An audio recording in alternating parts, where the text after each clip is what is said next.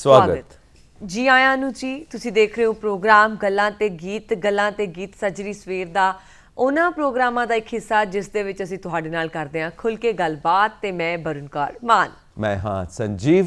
ਭਾਰਤ ਵਿੱਚ 6000 ਦੇ ਕਰੀਬ ਜਾਤੀਆਂ ਉਪਜਾਤੀਆਂ ਨੇ ਤੇ ਜਿਨ੍ਹਾਂ ਦੀਆਂ 1600 ਦੇ ਕਰੀਬ ਬੋਲੀਆਂ ਉਪਬੋਲੀਆਂ ਨੇ। ਕਸ਼ਮੀਰ ਤੋਂ ਲੈ ਕੇ ਕੰਨਿਆ ਕੁਮਾਰੀ ਤੱਕ ਤੇ ਗੁਜਰਾਤ ਤੋਂ ਲੈ ਕੇ ਉੱਤਰ ਭਾਰਤ ਤੱਕ ਜੇ ਅਸੀਂ ਗੌਰ ਨਾਲ ਵੇਖੀਏ ਤਾਂ ਸਾਰੀ ਜਨਤਾ ਦੀ ਸੋਚ ਦੀ ਦਿਸ਼ਾ ਇੱਕੋ ਹੀ ਹੈ ਤੇ जिस मूल भावना नाल समाज का निर्माण किया गया उस समाज के निर्माण की मूल भावना सानू इक्को जिही मिलेगी हर थां दे उत्ते ते ओ मूल भावना पैदा हुंदी है लोक परंपरावां विचों। बिल्कुल सही गल कीती है। लोक परंपरा एक अजिही चीज़ है जिहड़ी समय दे नाल बदली तां है पर जे असीं अपनी विरासत की गल करिए उन्हां चीज़ां की गल करिए वो किते ना किते अज भी साडी जिंदगी का हिस्सा हुंदियां ने सानू पता ही नहीं लगता। असीं ना संजीव जी इन्ने मॉडर्न बने फिरदे हां सानू इदां लगदा नहीं नहीं लोक परंपरा दीयां गल्लां करनियां हुण तां असीं बहुत एडवांस हो गए हां पर है ना जिहड़े लोग इदां दीयां भी गल्लां करदे ना उन्हां नूं इह नहीं पता सिद्धे नहीं तां सिद्धे तौर ते लोक परंपरा उन्हां दी जिंदगी का हिस्सा ਹੁੰਦੀਆਂ ਨੇ। ਹੁਣ ਬਾਤਾਂ ਕਹਾਣੀਆਂ ਦੀ ਗੱਲ ਕਰ ਲਓ ਹੈ ਨਾ ਹੱਥ ਨਾ ਪਹੁੰਚੇ ਥੂ ਕੌੜੀ ਹੈ ਨਾ ਆਲਣੇ ਵਿੱਚ ਤੋਤਕੜਾ ਬੋਲੇ ਹੈ ਨਾ ਨਿੱਕੇ ਨਿੱਕੇ ਮੇਮਣੇ ਹੈ ਨਾ ਪਹਾੜ ਚੁੱਕੀ ਜਾਂਦੇ ਨੇ ਰਾਜਾ ਪੁੱਛੇ ਰਾਣੀ ਨੂੰ ਜਨੌਰ ਚੁੱਕੀ ਜਾਂਦੇ ਨੇ। ਇਦਾਂ ਦੀਆਂ ਬਾਤਾਂ ਹੁੰਦੀਆਂ ਨੇ ਜਾਂ ਅਖਾਣਾਂ ਹੁੰਦੀਆਂ ਨੇ ਅਸੀਂ ਰੋਜ਼ਮਰਾ ਦੀ ਜ਼ਿੰਦਗੀ 'ਚ ਕਿਤੇ ਨਾ ਕਿਤੇ ਹੱਲੇ ਵੀ ਵਰਤਦੇ ਹਾਂ। ਸਿਆਣੇ ਦਾ ਕਿਹਾ ਔਲੇ ਦਾ ਖਾਦਾ ਬਾਅਦ 'ਚ ਪਤਾ ਲੱਗਦਾ। ਇਹ ਸਾਰੀਆਂ ਗੱਲਾਂ ਅਸੀਂ ਇਸਤੇਮਾਲ ਕਰਦੇ ਹਾਂ ਕਿਉਂਕਿ ਪ੍ਰਕਿਰਤੀ ਨਾਲ ਜੋ ਸਾਡਾ ਸੰਬੰਧ ਹੈ ਉਹਦੇ ਵਿੱਚੋਂ ਹੀ ਪੈਦਾ ਹੁੰਦਾ ਹੈ ਲੋਕਮਨ ਲੋਕ ਪਰੰਪਰਾਵਾਂ ਕਿਉਂਕਿ ਪ੍ਰਕਿਰਤੀ ਨਾਲ ਸਾਡੀ ਦੋਸਤੀ ਵੀ ਹੈ ਸੰਘਰਸ਼ ਵੀ ਹੈ ਤੇ ਇਹਦੇ ਵਿੱਚੋਂ ਹੀ ਉਪਜਦੀਆਂ ਨੇ ਲੋਕ ਪਰੰਪਰਾਵਾਂ। ਸੋ ਅੱਜ ਦੱਸੋ ਤੁਸੀਂ ਦੱਸੋਗੇ? ਨਹੀਂ ਮੈਂ ਨਹੀਂ ਦੱਸਣਾ ਤੁਸੀਂ ਦੱਸੋ। ਅੱਜ ਡਾਕਟਰ ਦਰਸ਼ਨ ਸਿੰਘ ਆਸ਼ਟ ਹੋਰੀ ਜੋ ਪੰਜਾਬੀ ਯੂਨੀਵਰਸਿਟੀ ਪਟਿਆਲਾ ਤੋਂ ਨੇ ਉਚੇਚੇ ਤੌਰ ਤੇ ਆਏ ਨੇ ਔਰ ਬੱਚਿਆਂ ਦੀਆਂ ਨਵੀਂ ਪੀੜ੍ਹੀ ਦੀਆਂ ਕਈ ਗੱਲਾਂ ਸਾਡੇ ਨਾਲ ਸਾਂਝੀਆਂ ਕਰਨਗੀਆਂ ਤੇ ਬੱਚਿਆਂ ਦੀ ਦੁਨੀਆ ਨੂੰ ਪੂਰੀ ਤਰ੍ਹਾਂ ਨਾਲ ਸਮਰਪਿਤ ਨੇ। ਇਹਨਾਂ ਨੂੰ ਸਾਹਿਤ ਅਕਾਦਮੀ ਅਵਾਰਡ ਦਿੱਲੀ ਤੋਂ ਮਿਲਿਆ ਹੈ, ਸ਼੍ਰੋਮਣੀ ਪੰਜਾਬੀ ਬਾਲ ਸਾਹਿਤ ਲੇਖਕ ਅਵਾਰਡ ਭਾਸ਼ਾ ਵਿਭਾਗ ਤੋਂ ਮਿਲਿਆ ਹੈ ਤੇ ਨਾਲ ਦੀ ਨਾਲ ਸਟੇਟ ਅਵਾਰਡ ਵੀ ਮਿਲਿਆ ਹੈ ਕਿਉਂਕਿ 110 ਦੇ ਕਰੀਬ ਇਹਨਾਂ ਦੀਆਂ ਪੁਸਤਕਾਂ ਪ੍ਰਕਾਸ਼ਿਤ ਹੋ ਚੁੱਕੀਆਂ ਨੇ ਤੇ ਵੱਖੋ ਵੱਖ ਦੇਸ਼ਾਂ ਦੇ ਵਿੱਚ ਵੱਖੋ ਵੱਖ ਭਾਸ਼ਾਵਾਂ ਦੇ ਵਿੱਚ ਵੀ ਉਸ ਦਾ ਅਨੁਵਾਦ ਹੋ ਚੁੱਕਿਆ ਹੈ। ਸੋ ਜੀ ਬਹੁਤ ਬਹੁਤ ਸਵਾਗਤ। शुक्रिया जी, बहुत धन्यवाद जी आपका। बाल मन की गल करांगे जो साडे सारे दे अंदर मौजूद रहंदा है बाल मन एक बचपन एक बच्चा जी जी बिल्कुल। तो गलबात करनी है आपां लोक परंपरा ते नवी पीढ़ी दे उत्ते जी क्योंकि नवी पीढ़ी टुटदी जा रही है पर उन्होंने ये फिर भी नहीं पता उन्होंने कि जे सीधे नहीं है सीधे तौर पर लोक परंपरा उन्होंने ते असर तां कर रही है।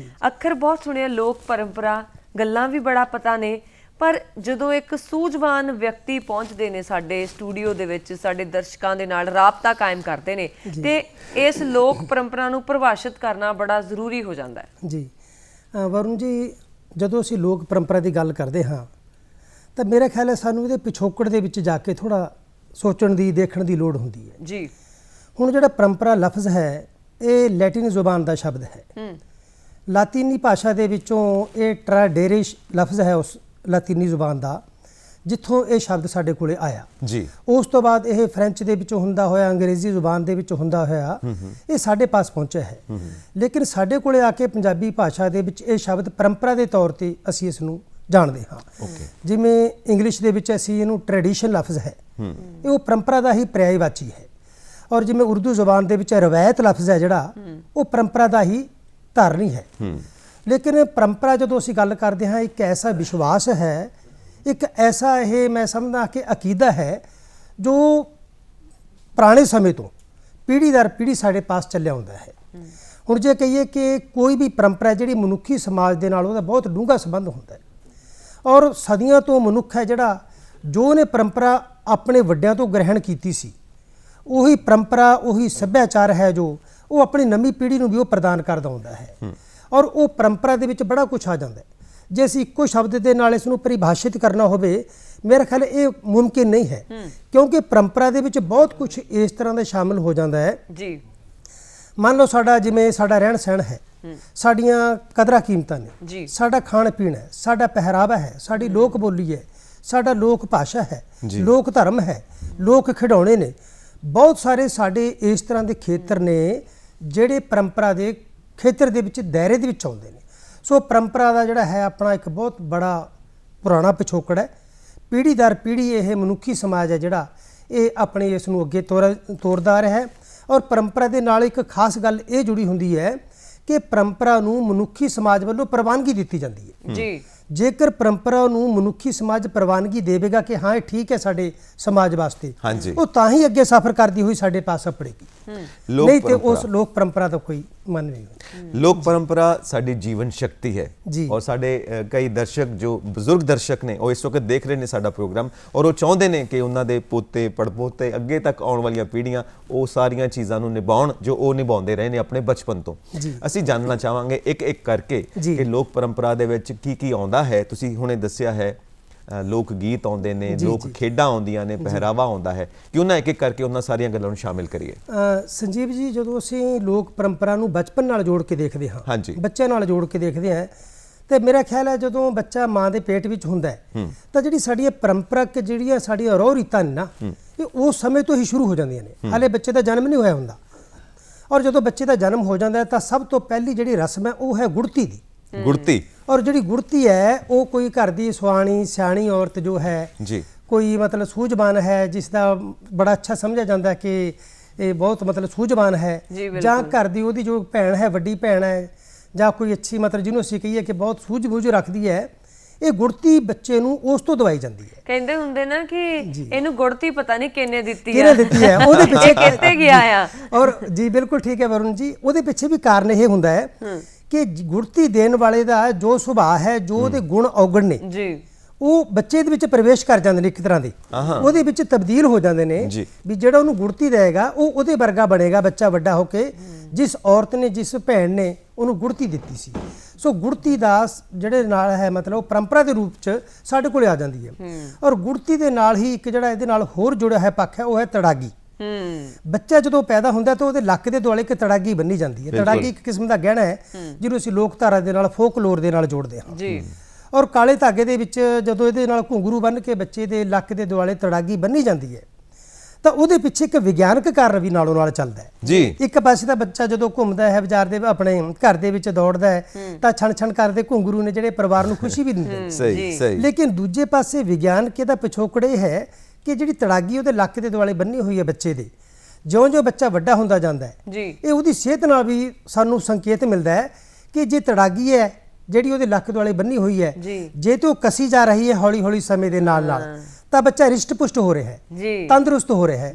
ਜੇਕਰ ਉਹ ਤੜਾਗੀ ਹੈ ਜਿਹੜੀ ਉਹ ਢਿਲਕ ਰਹੀ ਹੈ ਤਾਂ ਇੱਥੋਂ ਪਤਾ ਲੱਗਦਾ ਕਿ ਬੱਚਾ ਸਰੀਰਕ ਤੌਰ ਤੇ ਉਹਨਾਂ ਤੰਦਰੁਸਤ ਨਹੀਂ ਹੋ ਰਿਹਾ ਜਿੰਨਾ ਕਿ ਉਹਨੂੰ ਹੋਣਾ ਚਾਹੀਦਾ ਸੀ। ਸੋ ਇਹ ਇੱਕ ਤਰ੍ਹਾਂ ਦਾ ਮਾਂ-ਬਾਪ ਵਾਸਤੇ ਇੱਕ ਸੰਕੇਤ ਹੁੰਦਾ ਤੜਾਗੀ ਦਾ, ਫੋਕਲੋਰ ਦੇ ਨਾਲ ਵੀ, ਪਰੰਪਰਾ ਦੇ ਨਾਲ ਵੀ ਜੁੜਿਆ ਹੋਇਆ ਹੈ। ਔਰ ਦੂਜੇ ਪਾਸੇ ਇਹ ਇੱਕ ਵਿਗਿਆਨਕ ਤੌਰ ਤੇ ਵੀ ਜਿਹੜਾ ਹੈ ਉਹਦਾ ਮਾਪਦੰਡ ਹੈ, ਪੈਮਾਨਾ ਹੈ ਕਿ ਭਾਈ ਇਹ ਤੜਾਗੀ ਜਿਹੜੀ ਉਹ ਬੱਚੇ ਬਾਰੇ ਦੱਸੇਗੀ। ਔਰ ਉਹਦੇ ਨਾਲ ਇੱਕ ਸਾਡੇ ਕੋਲ ਹੋਰ ਪਰੰਪਰਾ ਹੈ ਬਚਪਨ ਦੇ ਨਾਲ ਜੁੜੀ ਹੋਈ ਜੀ, ਕਿ ਜਦੋਂ ਬੱਚਾ ਮਤਲਬ ਹੈ ਬੱਚੇ ਦੇ ਜਿਹੜਾ ਟਿੱਕਾ ਲਗਾਇਆ ਜਾਂਦਾ ਕਾਲਖ ਦਾ, ਆਮ ਤੌਰ ਤੇ ਮਾਮਾ ਨੇ ਜਿਹੜੀਆਂ ਉਹ ਨਜ਼ਰ ਬੱਟੂ ਦੇ ਤੌਰ ਤੇ ਲਗਾਇਆ ਜਾਂਦਾ ਔਰ ਉਸ ਨੂੰ ਜਾਂ ਕਈ ਵਾਰ ਮਿਰਚਾਂ ਵਾਰ ਕੇ ਬੱਚੇ ਤੋਂ ਸੁੱਟੀਆਂ ਜਾਂਦੀਆਂ ਨੇ। ਉਹਦੇ ਪਿੱਛੇ ਸਾਡੀ ਜਿਹੜੀ ਪਰੰਪਰਾ ਇਹੀ ਕੰਮ ਕਰਦੀ ਹੈ ਕਿ ਉਸ ਨੂੰ ਬਦਰੂਹਾਂ ਤੋਂ, ਭੈੜੀਆਂ ਨਜ਼ਰਾਂ ਤੋਂ ਬੱਚੇ ਨੂੰ ਬਚਾਉਣ ਦੀ ਜਿਹੜੀ ਹੈ ਉਸ ਨੂੰ ਬਚਾਉਣ ਦਾ ਜਿਹੜਾ ਕੰਮ ਕੀਤਾ ਜਾਂਦਾ ਹੈ। ਸੋ ਜਿਹੜਾ ਬਚਪਨ ਦੇ ਤੋਂ ਹੀ ਜਿਹੜੀ ਸਾਡੀ ਪਰੰਪਰਾ ਹੈ ਉਹਦੇ ਨਾਲ ਬੱਚੇ ਦਾ ਜਿਹੜਾ ਸੰਬੰਧ ਹੈ ਉਹ ਜੁੜਨਾ ਸ਼ੁਰੂ ਹੋ ਜਾਂਦਾ ਇਸ ਤਰ੍ਹਾਂ ਦੀ ਜੀ ਜੀ। ਔਰ ਉਹਦੇ ਨਾਲ ਅਸੀਂ ਦੇਖੀਏ ਕਿ ਜਿਵੇਂ ਸੰਜੀਵ ਜੀ ਤੁਸੀਂ ਸੰਕੇਤ ਕੀਤਾ ਸੀ ਕਿ ਬੱਚੇ ਦੇ ਨਾਲ ਜਿਹੜੀ ਪਹਿਲੀ ਸਾਂਝ ਹੈ ਮਾਂ ਦੀ ਉਹ ਲੋਰੀ ਦੇ ਨਾਲ ਪੈਂਦੀ ਹੈ। ਹਾਂਜੀ, ਲੋਰੀ ਸਾਡੀ ਪਰੰਪਰਾ ਦੇ ਵਿੱਚੋਂ ਆਇਆ ਹੋਇਆ ਇੱਕ ਗੀਤ ਹੈ। ਇਹ ਉਹ ਪਹਿਲਾ ਗੀਤ ਹੈ ਦੁਨੀਆ ਦਾ ਜਿਹੜਾ ਬੱਚੇ ਦੇ ਕੰਨਾਂ ਦੇ ਵਿੱਚ ਪਹਿਲੀ ਵਾਰੀ ਮਾਂ ਵੱਲੋਂ ਪੈਂਦਾ ਜੀ, ਉਹਦੀ ਦਾਦੀ ਵੱਲੋਂ ਪੈਂਦਾ, ਨਾਨੀ ਵੱਲੋਂ ਪੈਂਦਾ ਜਾਂ ਭੈਣ ਵੱਲੋਂ ਪੈਂਦਾ ਜੀ। ਹੁਣ ਜਿਹੜੀ ਲੋਰੀ ਹੈ ਇਹ ਸੰਬੋਧਨੀ ਕਾਵਿ ਹੈ ਜੀ, ਯਾਨੀ ਕਿ ਬੱਚੇ ਨੂੰ ਸੰਬੋਧਨ ਹੋ ਕੇ ਗਾਇਆ ਜਾਣ ਵਾਲੀ ਕਵਿਤਾ ਹੈ, ਇੱਕ ਟੱਪਾ ਹੈ, ਛੋਟੇ ਗੀਤ ਨੇ ਜੀ। ਔਰ ਜਦੋਂ ਉਸ ਨੂੰ ਬੱਚਾ ਸੁਣਦਾ ਜ਼ਰੂਰ ਹੈ ਲੇਕਿਨ ਬੱਚੇ ਨੂੰ ਉਸ ਲੋਰੀ ਵਿਚਲੇ ਜਿਹੜੇ ਮੀਨਿੰਗ ਨੇ ਸ਼ਬਦਾਂ ਦੇ, ਜੋ ਅਰਥ ਨੇ, ਉਹਦੇ ਬਾਰੇ ਕੁਝ ਨਹੀਂ ਪਤਾ ਹੁੰਦਾ। ਲੋਰੀ ਦਾ ਇੱਕ ਖਾਸ ਤੱਤ ਇਹ ਹੈ ਕਿ ਲੋਰੀ ਦੇ ਵਿੱਚ ਇੱਕ ਸੰਗੀਤ ਹੁੰਦਾ ਹੈ, ਇੱਕ ਤਾਲ ਹੁੰਦੀ ਹੈ, ਇੱਕ ਲੈਅ ਹੁੰਦੀ ਹੈ, ਕਿ ਰਿਦਮ ਹੁੰਦਾ ਉਹਦੇ ਵਿੱਚ ਔਰ ਥਾਪ ਹੁੰਦੀ ਹੈ। ਔਰ ਬੱਚਾ ਜਦੋਂ ਲੋਰੀ ਸੁਣਦਾ, ਮਾਂ ਦੇ ਮੋਢੇ ਤੇ ਲੱਗਿਆ ਹੋਇਆ, ਦਾਦੀ ਦੇ, ਨਾਨੀ ਦੇ ਮੋਢੇ ਤੇ ਲੱਗਿਆ ਹੋਇਆ, ਭੈਣ ਦੇ ਮੋਢੇ ਤੇ ਲੱਗਿਆ ਹੋਇਆ, ਲੋਰੀ ਸੁਣਦਾ ਹੋਇਆ ਉਹ ਸੌਂ ਜਾਂਦਾ ਹੈ। ਇਹ ਲੋਰੀ ਵੀ ਇੱਕ ਤਰੀਕੇ ਦਾ ਉਹੀ ਲੋਕ ਗੀਤ ਹੈ ਜੀ, ਜੋ ਬਿਲਕੁਲ। ਆਪਣੇ ਵੱਲੋਂ ਤਿਆਰ ਕੀਤਾ ਗਿਆ ਹੈ, ਲੋਕ ਮਨਾਂ ਦੇ ਵਿੱਚ ਵਿਚਰਿਆ, ਆਪਣੇ ਆਪ ਹੀ ਪੈਦਾ ਹੋਇਆ। ਜੀ ਜੀ ਬਿਲਕੁਲ ਠੀਕ ਹੈ। ਜਿਵੇਂ ਹੁਣ ਲੋਰੀ ਜੀ ਦਾ ਗੀਤ ਹੈ, ਜਿਵੇਂ ਸੌਂ ਜਾ ਮੇਰੇ ਬੱਚਿਆ, ਨਾਨਕਿਆਂ ਨੂੰ ਜਾਵਾਂਗੇ, ਝੱਗਾ ਚੁੰਨੀ ਲਿਆਵਾਂਗੇ, ਨਾਨੀ ਦਿੱਤਾ ਘਿਓ, ਜੀਵੇ ਬਾਲ ਦਾ ਪਿਓ। ਜੀ ਮਤਲਬ ਲੋਰੀ ਦੇ ਰਾਹੀਂ ਗੱਲਾਂ ਜਿਹੜੀਆਂ ਚੱਲਦੀਆਂ ਨੇ ਨਾ, ਉਹ ਨਾਨਕੇ ਦਾਦਕੇ ਦੀ ਵੀ ਜਾਣਕਾਰੀ ਦਿੱਤੀ ਜਾਂਦੀ ਹੈ ਮਾਂ ਵੱਲੋਂ, ਜੀ ਤੇ ਨਾਲ ਹੀ ਇੱਕ ਗੀਤ ਹੈ ਜਿਹੜਾ ਸੁਣਾ ਕੇ ਉਸ ਨੂੰ ਆਪਣੇ ਆਲੇ ਦੁਆਲੇ ਬਾਰੇ ਉਹਦੀ ਜਿਹੜੀ ਵਾਕਫੀਅਤ ਹੈ ਉਹ ਦਿੱਤੀ ਜਾਂਦੀ ਹੈ। ਜੀ। ਜਾਂ ਹੋਰ ਲੋਰੀਆਂ ਨੇ ਜਿਵੇਂ ਦੂਰੇ ਦੂਰ ਕੁੱਤਿਆ, ਜੰਗਲ ਸੁੱਤਿਆ, ਜੰਗਲ ਪਈ ਲੜਾਈ, ਜੀਵੇ ਮੁੰਡੇ ਦੀ ਤਾਈ, ਲਾ ਜੀ, ਦੂ ਜੀ। ਲੋਰੀ ਦੇ ਮਾਂ। ਦੇਖੋ ਆਸ਼ਟ ਸਾਹਿਬ, ਜੀ। ਆਲ ਇੰਡੀਆ ਰੇਡੀਓ ਵੱਲੋਂ ਵੀ ਪੂਰੇ ਭਾਰਤ ਵਿੱਚ ਇੱਕ ਖਾਸ ਪ੍ਰੋਜੈਕਟ ਚੱਲ ਰਿਹਾ ਹੈ ਜਿਹਦੇ ਵਿੱਚ ਉਹ ਵੱਖੋ ਵੱਖ ਸਾਡੀਆਂ ਸਟੇਟਸ ਜਿਹੜੀਆਂ ਨੇ, ਰਾਜ ਹੈਗੇ ਨੇ, ਉੱਥੇ ਜਿਹੜੀਆਂ ਲੋਰੀਆਂ ਨੇ, ਲੋਕ ਗੀਤ ਨੇ, ਜਿੰਨੇ ਵੀ ਇਕੱਠੇ ਕੀਤੇ ਜਾ ਸਕਣ, ਉਹਨਾਂ ਦੀ ਰਿਕਾਰਡਿੰਗਸ ਅਵੇਲੇਬਲ ਨੇ, ਤਾਂ ਕਿ ਉਹ ਰਿਕਾਰਡਿੰਗ ਕਰਕੇ ਸਾਡੇ ਸੱਭਿਆਚਾਰ ਨੂੰ ਬਚਾਇਆ ਜਾ ਸਕੇ, ਸਾਡੇ ਲੋਕ ਮਨਾਂ ਨੂੰ ਫਰੋਲਿਆ ਜਾ ਸਕੇ ਕਿ ਸਾਡਾ ਇਤਿਹਾਸ ਕੀ ਹੈ, ਪਿਛੋਕੜ ਕੀ ਹੈ। ਇਹਦੇ ਵਿੱਚ ਬਾਤਾਂ ਬੁਝਾਰਤਾਂ ਵੀ ਆਉਂਦੀਆਂ ਨੇ। ਅਸੀਂ ਰਾਤ ਨੂੰ ਸੁੱਤੇ ਪਏ ਦਾਦੀਆਂ ਨਾਨੀਆਂ ਤੋਂ ਸੁਣਦੇ ਸੀ। ਜੀ, ਬਾਤਾਂ ਵੀ ਸਾਡੀ ਪਰੰਪਰਾ ਦੇ ਵਿੱਚੋਂ ਨਿਕਲੀਆਂ ਨੇ। ਇਹ ਸਾਡੀ ਬੜੀ ਅਨਮੋਲ ਵਿਰਾਸਤ ਹੈ ਜੀ। ਔਰ ਬਾਤਾਂ ਮੁੱਢ ਕਦੀਮਾ ਤੋਂ ਅਸੀਂ ਆਪਣੇ ਬੱਚਿਆਂ ਨੂੰ ਸੁਣਾਉਂਦੇ ਆ ਰਹੇ ਹਾਂ, ਮਨੁੱਖ ਸੁਣਾਉਂਦਾ ਰਿਹਾ ਹੈ। ਬਾਤਾਂ ਦੇ ਵੀ ਕੁਝ ਖਾਸ ਤੱਤ, ਕੁਝ ਖਾਸ ਨਿਯਮ ਨੇ ਜੀ। ਔਰ ਬਾਤਾਂ ਸੁਣਾਉਣ ਦਾ ਮਨੋਰਥ ਕੀ ਸੀ ਕਿ ਜਦੋਂ ਮਨੁੱਖ ਨੇ, ਜਦੋਂ ਜੰਗਲਾਂ ਦੇ ਵਿੱਚ ਰਹਿੰਦਾ ਸੀ, ਪੱਥਰ ਯੁੱਗ ਦੇ ਵਿੱਚ ਰਹਿੰਦਾ ਸੀ, ਸ਼ਿਕਾਰ ਕਰਦਾ ਸੀ, ਤਾਂ ਜਦੋਂ ਸ਼ਿਕਾਰ ਕਰਕੇ ਉਹ ਆਉਂਦਾ ਸੀ ਤਾਂ ਉਹ ਆਪਣੇ ਬੱਚਿਆਂ ਨੂੰ ਨਾ ਉਹ ਇਹ ਕਹਾਣੀ ਉਹ ਦਿਲਚਸਪੀ ਦੇ ਨਾਲ ਸੁਣਾਉਂਦਾ ਸੀ ਕਿ ਮੈਂ ਅੱਜ ਸ਼ੇਰ ਦਾ ਸ਼ਿਕਾਰ ਕਿਵੇਂ ਕੀਤਾ, ਜੀ, ਕਿਵੇਂ ਮੈਂ ਇੱਕ ਖੂੰਖਾਰ ਜਾਨਵਰ ਦਾ ਟਾਕਰਾ ਕੀਤਾ। ਹਾਂਜੀ। ਔਰ ਉਸ ਨੂੰ ਕਹਾਣੀ ਦੀ ਮਿਸ ਚੜ੍ਹ ਕੇ, ਹਾਂਜੀ, ਦਿਲਚਸਪੀ ਦੇ ਅੰਸ਼ ਭਰ ਕੇ ਉਹ ਕਹਾਣੀਆਂ ਸੁਣਾਉਂਦਾ ਸੀ। ਜੀ। ਬਾਅਦ ਦੇ ਵਿੱਚ ਜਿਹੜੀਆਂ ਇਹ ਕਹਾਣੀਆਂ ਸੀ, ਸਾਡੀਆਂ ਬਾਤਾਂ ਸੀ, ਇਹ ਰਾਜੇ ਰਾਣੀਆਂ ਦੇ ਨਾਲ ਵੀ ਜੁੜ ਗਈਆਂ, ਇਹ ਜਾਦੂਗਰਾਂ ਦੇ ਨਾਲ ਵੀ ਜੁੜ ਗਈਆਂ, ਇਹ ਭੂਤਾਂ ਪ੍ਰੇਤਾਂ ਦੇ ਨਾਲ ਵੀ ਜੁੜ ਗਈਆਂ, ਪਰੀਆਂ ਦੇ ਨਾਲ ਵੀ ਜੁੜ ਗਈਆਂ। ਔਰ ਇਹ ਜਿਹੜੀਆਂ ਸਾਡੀਆਂ ਬਾਤਾਂ ਨੇ ਨਾ, ਇਹਨਾਂ ਦੇ ਵਿੱਚ ਇੱਕ ਖਾਸ ਸੰਦੇਸ਼ ਹੁੰਦਾ ਹੈ। ਹਾਂਜੀ। ਉਹ ਸੰਦੇਸ਼ ਇਹ ਹੁੰਦਾ ਹੈ ਕਿ ਇਹ ਬੱਚਿਆਂ ਨੂੰ ਇਹ ਦੱਸਦੀਆਂ ਨੇ, ਜੀਵਨ ਜਾਂਚ ਦੱਸਦੀਆਂ ਨੇ ਕਿ ਜੇਕਰ ਤੁਹਾਡੇ ਰਸਤੇ ਦੇ ਵਿੱਚ ਸੰਕਟ ਆ ਜਾਣ, ਤੁਹਾਨੂੰ ਸਮੱਸਿਆਵਾਂ ਦਾ ਸਾਹਮਣਾ ਕਰਨਾ ਪੈ ਜੇ, ਤਾਂ ਤੁਸੀਂ ਉਹਦਾ ਟਾਕਰਾ ਕਿਵੇਂ ਕਰਨਾ ਹੈ। ਮਿਸਾਲ ਦੇ ਤੌਰ ਤੇ ਇੱਕ ਰਾਜਕੁਮਾਰ ਹੈ, ਉਹ ਰਾਜਕੁਮਾਰ ਨੂੰ ਪਤਾ ਲੱਗਦਾ ਹੈ ਕਿ ਜਿਹੜੀ ਰਾਜਕੁਮਾਰੀ ਹੈ ਉਸ ਨੂੰ ਦਿਓ ਨੇ ਆਪਣੀ ਕੈਦ ਦੇ ਵਿੱਚ ਕੈਦ ਕੀਤਾ ਹੋਇਆ ਜੀ।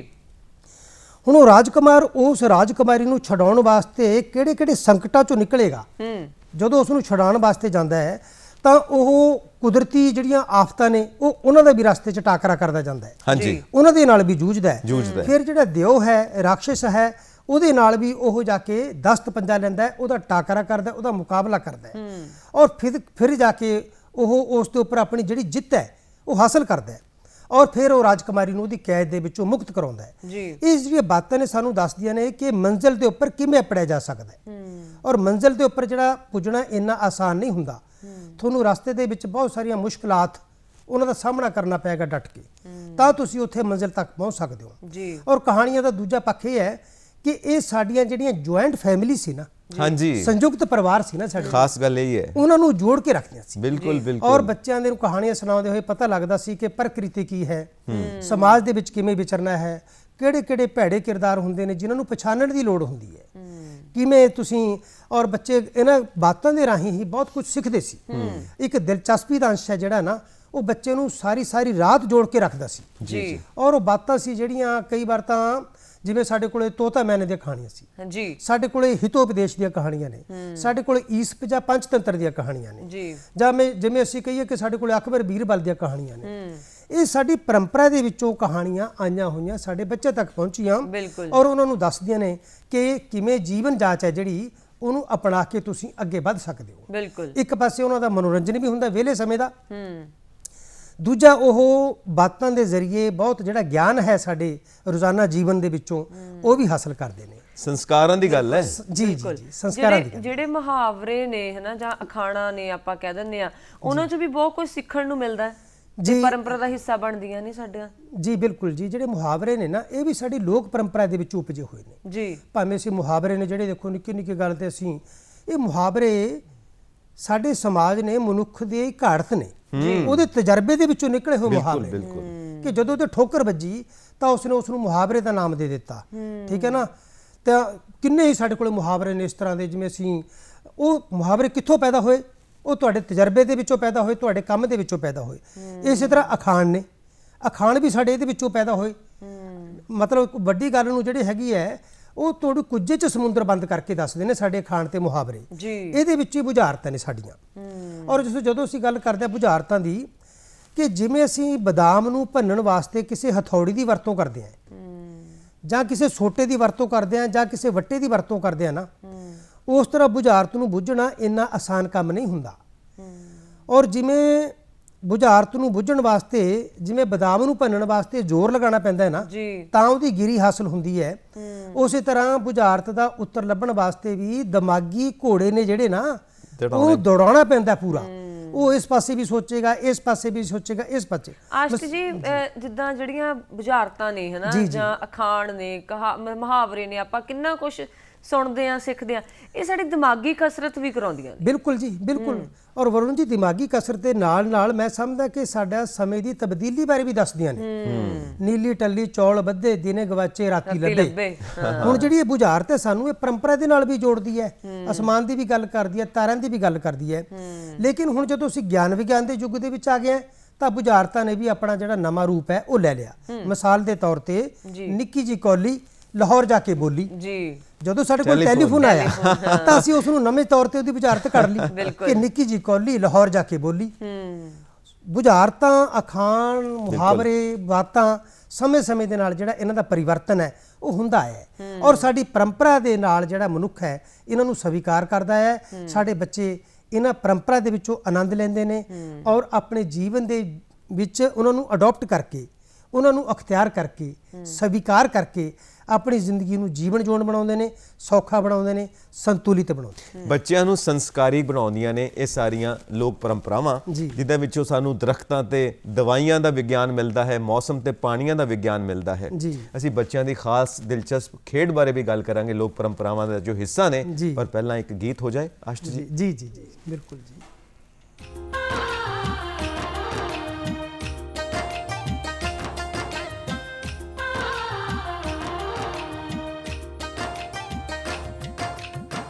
ਪੰਜਾਬੀਏ ਜ਼ਬਾਨੀ ਨੀ ਰਕਾਨੇ ਮੇਰੇ ਦੇਸ ਦੀਏ, ਪੰਜਾਬੀਏ ਜ਼ਬਾਨੀ ਨੀ ਰਕਾਨੇ ਮੇਰੇ ਦੇਸ ਦੀ, ਫਿੱਕੀ ਪੈ ਗਈ ਚਿਹਰੇ ਦੀ ਨੁਹਾਰਨੀ, ਮੇਡੀਆਂ ਖਿਲਾਰੀ ਫਿਰੇ ਨੀ ਬੁੱਲੇ ਦੀਏ ਕਾਫੀਏ, ਕੀਨੇ ਤੇਰਾ ਲਾ ਲਿਆ ਸ਼ਿੰਗਾਰ ਨੀ, ਪੰਜਾਬੀਏ ਜ਼ਬਾਨੀ ਨੀ ਰਕਾਨੇ ਮੇਰੇ ਦੇਸ ਦੀਏ।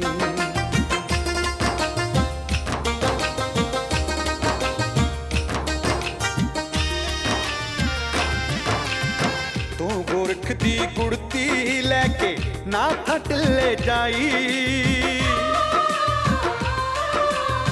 ਤੂੰ ਗੋਰਖ ਦੀ ਗੁੜਤੀ ਲੈ ਕੇ ਨਾ ਥੱਟਲੇ ਜਾਈ, ਤੂੰ ਬਾਬੇ ਦੀ ਬਾਣੀ ਬਣ ਕੇ ਗੁਰੂਆਂ ਦੇ ਘਰ ਆਈ,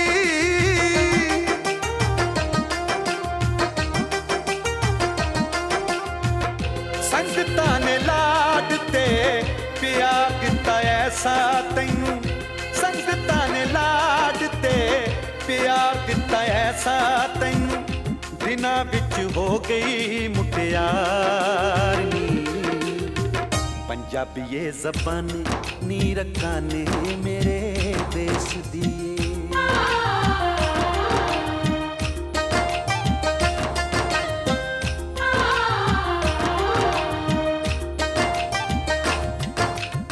ਸੂਫੀ ਸੰਤ ਫਕੀਰਾਂ ਤੈਨੂੰ ਦਿੱਤੀ ਕੁੰਡ ਚੁਕਾਈ,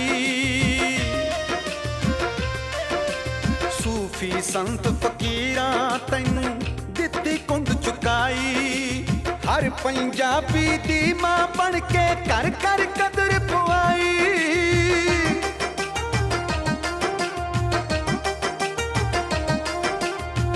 ਟੋਲੇ ਮਾਈਏ ਟੱਪੇ ਤੇਰੇ ਰੂਪ ਦਾ ਸ਼ਿੰਗਾਰ ਬਣੇ, ਟੋਲੇ ਮਾਈਏ ਟੱਪੇ ਤੇਰੇ ਰੂਪ ਦਾ ਸ਼ਿੰਗਾਰ ਬਣੇ, ਕਾਫੀਆਂ ਸਵਈਏ ਤੇਰਾ ਪਿਆਰ ਨੀ, ਪੰਜਾਬੀਏ ਜ਼ਬਾਨੀ ਨੀ ਰਕਾਨੇ ਮੇਰੇ ਦੇਸ ਦੀਏ।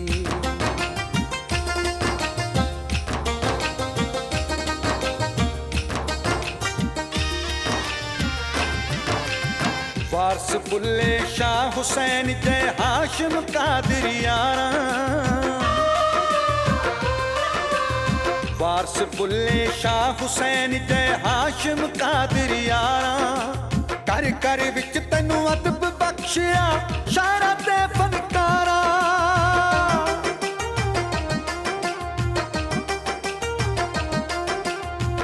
ਸੰਨ 47 ਵਿੱਚ ਹੋਇਆ ਅਦਰੰਗ ਤੈਨੂੰ ਸੰਨ 47 ਵਿੱਚ ਹੋਇਆ ਅਦਰੰਗ ਤੈਨੂੰ ਫੇਰ ਨਾ ਤੂੰ ਹੋਈ ਪੱਬਾਂ ਪਾਰਨੀ ਪੰਜਾਬੀਏ ਜ਼ਬਾਨੇ ਨੀ ਰੱਖਾਨੇ ਮੇਰੇ ਦੇਸ ਦੀਏ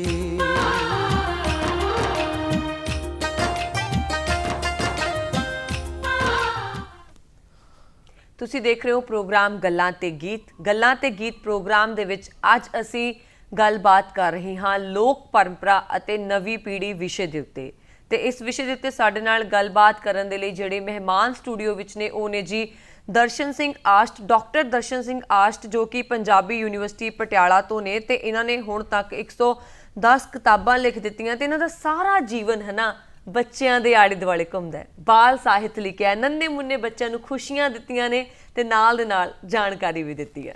ਆਸ਼ਟ ਸਾਹਿਬ, ਲੋਕ ਪਰੰਪਰਾਵਾਂ ਦੇ ਵਿੱਚ ਸਾਡਾ ਫਲਸਫਾ ਹੈ, ਲੋਕਾਂ ਦਾ ਮਿਲਵਰਤਨ ਹੈ, ਮਨੋਵਿਗਿਆਨ ਹੈ, ਵਿਗਿਆਨ ਹੈ। ਗੱਲ ਕਰਾਂਗੇ ਖੇਡਾਂ ਦੀ, ਕਿਉਂਕਿ ਬੱਚਿਆਂ ਦੀ ਗੱਲ ਹੋਵੇ ਤੇ ਖੇਡਾਂ ਦੀ ਗੱਲ ਨਾ ਹੋਵੇ ਤਾਂ ਗੱਲ ਬਣਦੀ ਨਹੀਂ।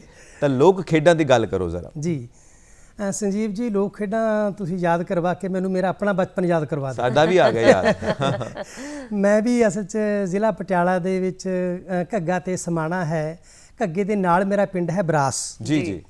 ਮੈਂ ਆਪਣੇ ਬਚਪਨ ਦੇ ਵਿੱਚ ਆਪਣੇ ਬਰਾਸ ਪਿੰਡ ਦੇ ਵਿੱਚ ਬਹੁਤ ਸਾਰੀਆਂ ਖੇਡਾਂ ਖੇਡਦਾ ਰਿਹਾ ਔਰ ਜਦੋਂ ਅਸੀਂ ਖੇਡਾਂ ਦੀ ਗੱਲ ਕਰਦੇ ਹਾਂ ਬੱਚਿਆਂ ਦੇ ਨਾਲ ਜੀ ਤਾਂ ਮੈਂ ਸਮਝਦਾ ਕਿ ਸਭ ਤੋਂ ਪਹਿਲਾਂ ਜਿਹੜੀਆਂ ਖੇਡਾਂ ਨੇ ਨਾ ਉਹ ਬੱਚਿਆਂ ਦਾ ਦੋ ਤਰ੍ਹਾਂ ਤੇ ਵਿਕਾਸ ਕਰਦੀਆਂ ਨੇ। ਜੀ ਪਹਿਲੀ ਗੱਲ ਹੈ ਜਿਵੇਂ ਕਿਹਾ ਜਾਂਦਾ ਨਾ ਕਿ ਤੰਦਰੁਸਤ ਜਿਹੜਾ ਸਰੀਰ ਹੈ ਨਾ ਉਹਦੇ ਵਿੱਚ ਤੰਦਰੁਸਤ ਮਨ ਹੈ ਜਿਹੜਾ ਨਾ ਉਹੀ ਨਿਵਾਸ ਕਰ ਸਕਦਾ ਹੈ, ਬਿਲਕੁਲ, ਜੇਕਰ ਤੁਹਾਡਾ ਸਰੀਰ ਤੰਦਰੁਸਤ ਹੈ। ਔਰ ਦੇਖੋ ਹੁਣ ਜਿਹੜੀਆਂ ਉਹ ਖੇਡਾਂ ਨੇ ਸਾਡੀਆਂ ਉਹ ਸਰੀਰਕ ਤੌਰ ਤੇ ਵੀ ਬੱਚਿਆਂ ਨੂੰ ਚੇਤਨ ਕਰਦੀਆਂ ਨੇ, ਉਹ ਮਾਨਸਿਕ ਤੌਰ ਤੇ ਵੀ ਉਹਨਾਂ ਦਾ ਵਿਕਾਸ ਕਰਦੀਆਂ ਨੇ ਤੇ ਬੌਧਿਕ ਤੌਰ ਤੇ ਵੀ ਉਹਨਾਂ ਨੂੰ ਵਿਕਾਸ ਕਰਦੀਆਂ ਨੇ। ਹੁਣ ਦੇਖੋ ਸਾਡੇ ਕੋਲੇ ਲੜਕੀਆਂ ਦੀਆਂ ਖੇਡਾਂ ਅਲੱਗ ਨੇ, ਲੜਕਿਆਂ ਦੀਆਂ ਖੇਡਾਂ ਅਲੱਗ ਨੇ, ਦੋਨਾਂ ਦੀਆਂ ਸਾਂਝੀਆਂ ਖੇਡਾਂ ਅਲੱਗ ਨੇ। ਕਿੰਨੀਆਂ ਹੀ ਸਾਡੀਆਂ ਇਸ ਤਰ੍ਹਾਂ ਦੀਆਂ ਪਿੰਡਾਂ ਦੇ ਵਿੱਚ ਖੇਡਾਂ ਨੇ ਜਿਹੜੀਆਂ ਅਸੀਂ ਖੇਡਦੇ ਆਏ ਹਾਂ। ਹੁਣ ਤੁਸੀਂ ਦੇਖੋ ਜੇ ਮੈਂ ਗੱਲ ਕਰਾਂ ਲੜਕੀਆਂ ਦੀ ਖੇਡ ਦੀ, ਇਸ ਤੋਂ ਪਹਿਲਾਂ ਨਾ ਪੁੱਗਣ ਗੀਤ ਹੁੰਦੇ ਨੇ। ਜਦੋਂ ਬੱਚੇ ਖੇਡਦੇ ਨੇ ਪਿੰਡਾਂ ਦੇ ਵਿੱਚ ਤਾਂ ਉਹ ਆਵਾਜ਼ਾਂ ਮਾਰਨਗੇ ਸ਼ਾਮ ਨੂੰ ਆਪਣੇ ਦੋਸਤਾਂ ਨੂੰ, ਦੋ ਲੱਕੜੀਆਂ ਦੋ ਕਾਨੇ ਆਜੋ ਮੁੰਡਿਓ ਕਿਸੇ ਬਹਾਨੇ, ਅੱਕੜ ਬੱਕੜ ਬੰਬੇ ਪੋ 80 ਜੀ ਜੀ, ਉੱਕੜ ਦੁੱਕੜ ਬੰਬਾ ਪੋ 80 90 ਪੂਰਾ 100 ਗਲੋਟਾ ਤਿੱਤਰ ਮੋਟਾ ਚੱਲ ਮਦਾਰੀ ਪੈਸਾ ਖੋਟਾ, ਪੈਸੇ ਦੀ ਖਟਿਆਈ ਭਾਬੋ ਦੌੜੀ ਦੌੜੀ ਆਈ। ਇਹਦੇ ਨਾਲ ਇੱਕ ਹੋਰ ਵੀ ਸੀ ਕਿ ਇੰਗਣ ਵਿੰਗਣ ਤਲੀ ਤਲਿੰਗਣ, ਕਾਲਾ ਪੀਲਾ ਡੱਕਰਾ ਗੁੜ ਖਾਵਾਂ ਬੇਲ ਵਧਾਵਾਂ ਮੂਲੀ ਪੱਤਰਾ, ਪੱਤਰਾਂ ਵਾਲੇ ਘੋੜੇ ਆਏ ਹੱਥ ਕੁਤਾੜੀ ਪੈਰ ਕੁਤਾੜੀ ਨਿਕਲ ਬਾਲਿਆ ਤੇਰੀ ਬਾਰੀ। ਇਹ ਪੁੱਗਣ ਦੇ ਗੀਤ ਸੀਗੇ, ਪਹਿਲਾਂ ਬੱਚੇ ਪੁੱਗਦੇ ਸੀ ਖੇਡ ਤੋਂ ਪਹਿਲਾਂ। ਜੀ ਬਿਲਕੁਲ। ਔਰ ਜਿਹੜਾ ਅਖੀਰ ਦੇ ਵਿੱਚ ਬੱਚਾ ਰਹਿੰਦਾ ਸੀ ਉਹਦੇ ਸਿਰ ਦਾਈ ਆਉਂਦੀ ਸੀ, ਉਹਦੇ ਸਿਰ ਵਾਰੀ ਆਉਂਦੀ ਸੀ। ਬਿਲਕੁਲ ਆਉਂਦੀ ਸੀ। ਔਰ ਇਹ ਖੇਡ ਪਰੰਪਰਾ ਇਸ ਤਰ੍ਹਾਂ ਚੱਲਦੀ ਰਹਿੰਦੀ ਸੀ। ਹੁਣ ਜੇਕਰ ਅਸੀਂ ਗੱਲ ਕਰੀਏ ਕਿ ਲੜਕੀਆਂ ਦੀ ਖੇਡ ਹੈ ਪੀਚੋ, ਜਿਹਨੂੰ ਜਾਂ ਸਟਾਪੂ ਹੈ, ਲੇਕਿਨ ਇਸ ਤੋਂ ਪਹਿਲਾਂ ਉਹਨਾਂ ਦੀ ਇੱਕ ਹੋਰ ਬੜੀ ਪਿਆਰੀ ਖੇਡ ਹੈ ਕਿਕਲੀ। ਇਹ ਖੇਡ ਜਿਹੜੀ ਹੈ ਦੋ ਲੜਕੀਆਂ ਦੀ ਖੇਡ ਹੈ। ਦੋ ਲੜਕੀਆਂ ਨੇ ਜਿਹੜੀਆਂ ਆਪਣਾ ਸੱਜਾ ਹੱਥ ਹੈ ਜਿਹੜਾ ਸੱਜੇ ਹੱਥ ਵਿੱਚ ਦੇਣਗੀਆਂ, ਖੱਬੇ ਹੱਥ ਨਾਲ ਉਹਦਾ ਖੱਬਾ ਹੱਥ ਫੜਨਗੀਆਂ ਔਰ ਦੋਨੋਂ ਫਿਰ ਘੁੰਮਦੀਆਂ ਹੋਈਆਂ ਲਾਟੂ ਵਾਂਗ ਘੁੰਮਣਗੀਆਂ ਔਰ ਨਾਲ ਹੀ ਗੀਤ ਗਾਉਂਦੀਆਂ ਨੇ ਕਿਕਲੀ ਕਲੀਰ ਦੀ ਪੱਗ ਮੇਰੇ ਵੀਰ ਦੀ ਦੁਪੱਟਾ ਮੇਰੇ ਭਾਈ ਦਾ ਸੂਰਾ ਜੋ ਲੜਾਈ ਦਾ। ਔਰ ਇਸ ਤਰ੍ਹਾਂ ਫਿਰ ਉਹ ਉਹਦੇ ਬਾਰੇ ਅੱਗੇ ਵੀ ਦੱਸਦੀ ਹੈ ਕਿ ਵੀਰ ਮੇਰਾ ਆਵੇਗਾ ਭਾਬੋ ਨੂੰ ਲਿਆਵੇਗਾ, ਨੱਚਾਂ ਤੇ ਗਾਵਾਂਗੇ ਸਹੇਲੀਆਂ ਸਦਾਵਾਂਗੇ। ਔਰ ਜਦੋਂ ਇਹ ਗੀਤ ਕਿਕਲੀ ਦੇ ਨਾਲ ਇਹ ਜੁੜੇ ਹੋਏ ਗੀਤ ਨੇ ਨਾ ਉਹਦੇ ਵਿੱਚੋਂ ਦੂਰਾ ਰਸ ਮਿਲਦਾ ਬੱਚੇ ਨੂੰ। ਇੱਕ ਤਾਂ ਉਹ ਖੇਡ ਰਹੇ ਨੇ ਔਰ ਦੂਜਾ ਉਸ ਨੂੰ ਗਾ ਕੇ ਉਹਦੇ ਵਿੱਚੋਂ ਆਨੰਦ ਵੀ ਪ੍ਰਾਪਤ ਕਰ ਰਹੇ ਨੇ ਗੀਤ ਦੇ ਨਾਲ। ਔਰ ਇਸ ਤੇ ਕਿਕਲੀ ਦੀ ਗੱਲ ਹੈ। ਇੱਕ ਕੁੜੀਆਂ ਦੀ ਬੱਚੀਆਂ ਦੀ ਛੋਟੀਆਂ ਬੱਚਿਆਂ ਦੀ ਹੋਰ ਖੇਡ ਹੈ ਸਟਾਪੂ, ਜਿਹਨੂੰ ਅਸੀਂ ਪੀਚੋ ਆਖਦੇ ਹਾਂ। ਜਿਹੜੀਆਂ ਸਾਡੀਆਂ ਬੱਚਿਆਂ ਦੀਆਂ ਖੇਡਾਂ ਨੇ ਨਾ ਉਹ ਅਸਲ ਦੇ ਵਿੱਚ ਦੇਖਣ ਨੂੰ ਤਾਂ ਸਾਡੀਆਂ ਖੇਡਾਂ ਲੱਗਦੀਆਂ ਨੇ ਪਰ ਇਹਨਾਂ ਦੇ ਵਿੱਚ ਬੜੇ ਡੂੰਘੇ ਅਰਥ ਛੁਪੇ ਹੋਏ ਹੁੰਦੇ ਨੇ। ਜੀ ਡੂੰਘੇ ਅਰਥ ਕਿਸ ਤਰ੍ਹਾਂ? ਹੁਣ ਮੈਂ ਮਿਸਾਲ ਦੇ ਤੌਰ ਤੇ ਪੀਚੋ ਦੀ ਜਿਹੜੀ ਹੈ ਮਿਸਾਲ ਦੇਣੀ ਚਾਹਾਂਗਾ ਜੀ। ਹੁਣ ਪੀਚੋ ਹੈ ਜਿਹੜਾ 8 ਖਾਨਿਆਂ ਦੇ ਵਿੱਚ ਹੈ, ਜਿਹੜਾ ਪਹਿਲਾਂ ਵਾਹ ਲੈ ਜਾਂਦੇ ਨੇ 8 ਦੀ ਥਾਂ ਤੇ 6 ਵੀ ਕਰ ਲੈਂਦੇ ਨੇ ਬੱਚੇ ਤੇ 10 ਵੀ ਕਰ ਲੈਂਦੇ ਨੇ ਜੀ। ਔਰ ਉਹਦੇ ਵਿੱਚੋਂ ਜਿਹੜੀ ਇੱਕ ਲੱਤ ਦੇ ਭਾਰ ਜਿਹੜੀ ਲੜਕੀ ਹੈ ਨਾ ਜੀ, ਉਹ ਇੱਕ ਲੱਤ ਦੇ ਭਾਰ ਡੀਟੀ ਪਹਿਲੇ ਖਾਨੇ ਸੁੱਟੇਗੀ, ਦੂਜੇ ਖਾਨੇ ਸੁੱਟੇਗੀ, ਤੀਜੇ ਸੁੱਟੇਗੀ। ਇਸ ਤਰ੍ਹਾਂ ਕਰਦੀ ਕਰਦੀ ਫਿਰ ਉਹ ਯੂ ਟਰਨ ਲੈਂਦੀ ਹੋਈ ਵਾਪਸ ਆਉਂਦੀ ਹੈ ਜੀ। ਉਹ ਫਿਰ ਜਦੋਂ ਪੂਰੇ ਖਾਨੇ ਉਹ ਪਾਰ ਕਰ ਲੈਂਦੀ ਹੈ ਤਾਂ ਸਭ ਤੋਂ ਫਿਰ ਅਖੀਰ ਦੇ ਵਿੱਚ ਉਹ ਆਪਣੀ ਜਿਹੜੀ ਠੀਕਰੀ ਹੈ ਉਹ ਅਖੀਰ ਦੇ ਵਿੱਚ ਬਾਹਰ ਸੁੱਟਦੀ ਹੈ ਔਰ ਠੀਕਰੀ ਨੂੰ ਫਿਰ ਅੱਗੇ ਜਾ ਕੇ ਨਾ ਪਰਾਂ ਮੂੰਹ ਕਰਕੇ ਆਪਣੇ ਸਿਰ ਤੋਂ ਸੁੱਟਦੀ ਹੈ ਪੀਛੋਂ ਵੱਲ। ਜਿਹੜੇ ਖਾਨੇ ਦੇ ਵਿੱਚ ਉਹਦੀ ਠੀਕਰੀ ਡਿੱਗ ਜਾਏਗੀ ਨਾ, ਉਸ ਨੂੰ ਉਹ ਕ੍ਰਾਸ ਦਾ ਨਿਸ਼ਾਨ ਲਗਾ ਦੇਗੀ ਕਿ ਇਹ ਮੇਰਾ ਖਾਨਾ ਹੈ। ਚਾਹ ਹੋ ਜਾਂਦਾ ਮੈਂ ਜਿੱਤ ਲਿਆ, ਮੈਂ ਜਿੱਤ ਗਈ। ਤੇ ਆਸ਼ਤ ਜੀ ਤੁਹਾਡੀ ਗੱਲ ਰੋਕ ਰਹੀ ਹਾਂ, ਇਹ ਵੀ ਬੜਾ ਚਾਹ ਹੁੰਦਾ ਸੀ ਮੈਂ ਕਿੰਨੇ ਜਿੱਤੇ। ਜੀ ਕਾਂਟੇ ਲਾ ਲਾ ਕੇ ਖੁਸ਼ੀ ਵੱਖਰੀ ਹੋਣੀ ਕਿ ਮੇਰੇ ਖਾਨੇ ਇੰਨੇ ਹੋ ਗਏ। ਬਿਲਕੁਲ ਜੀ, ਬਿਲਕੁਲ ਜੀ। ਔਰ ਵਰੁਣ ਜੀ ਦੇ ਵਿੱਚ ਇੱਕ ਹੋਰ ਸੀ ਗੱਲ ਕਿ ਜਿਹੜਾ ਖਾਨਾ ਉਸਨੇ ਕਬਜ਼ਾ ਹੋ ਗਿਆ, ਮੁਲਕ ਲਿਆ ਖਾਨਾ, ਉਹਦੇ ਉੱਪਰ ਉਹਨੇ ਕ੍ਰਾਸ ਦਾ ਚਿੰਨ੍ਹ ਲਗਾ ਦਿੱਤਾ ਹੈ। ਉਹਦਾ ਮਤਲਬ ਇਹ ਸੀ ਕਿ ਇਹ ਮੇਰਾ ਖਾਨਾ ਹੈ, ਮੇਰੇ ਖਾਨੇ ਦੇ ਵਿੱਚ ਦੂਜੀ ਲੜਕੀ ਪ੍ਰਵੇਸ਼ ਨਹੀਂ ਕਰ ਸਕਦੀ। ਜੀ ਬਿਲਕੁਲ। ਔਰ ਇਸ ਤਰ੍ਹਾਂ ਇਹ ਖੇਡ ਸਾਨੂੰ ਇਹ ਦੱਸਦੀ ਹੈ ਕਿ ਬੱਚਿਆਂ ਨੂੰ ਕਿ ਤੁਸੀਂ ਆਪਣੇ ਆਉਣ ਵਾਲੇ ਜੀਵਨ ਦੇ ਵਿੱਚ ਜੇ ਤੁਹਾਡਾ ਪੈਰ ਲਾਈਨ ਦੇ ਉੱਪਰ ਟਿਕ ਗਿਆ ਤਾਂ ਤੁਸੀਂ ਆਊਟ ਹੋ ਗਏ, ਜੇ ਤੁਹਾਡੀ ਠੀਕਰੀ ਲਾਈਨ ਦੇ ਉੱਪਰ ਚਲੀ ਗਈ ਤਾਂ ਤੁਸੀਂ ਆਊਟ ਹੋ ਗਏ। ਇਹ ਜ਼ਿੰਦਗੀ ਦੀ ਖੇਡ ਦੇ ਨਾਲ ਜੁੜੀ ਹੋਈ ਹੈ, ਬੱਚਿਆਂ ਦੀ ਖੇਡ, ਕਿ ਜੇਕਰ ਤੁਸੀਂ ਆਪਣੀ ਜ਼ਿੰਦਗੀ ਨੂੰ ਸੰਤੁਲਿਤ ਜੀਵਣਾ ਹੈ, ਖੁਸ਼ਹਾਲ ਜੀਵਣਾ ਹੈ, ਚੇਤਨ ਹੋ ਕੇ ਜੀਵਣਾ ਹੈ, ਤਾਂ ਤੁਹਾਨੂੰ ਜ਼ਿੰਦਗੀ ਦੇ ਵਿੱਚ ਬੜੇ ਚੇਤਨ ਹੋ ਕੇ ਬੜੀ ਸਾਵਧਾਨੀ ਦੇ ਨਾਲ ਜ਼ਿੰਦਗੀ ਦੀ ਖੇਡ ਹੈ ਜਿਹੜੀ ਉਹ ਖੇਡਣੀ ਪੈਗੀ।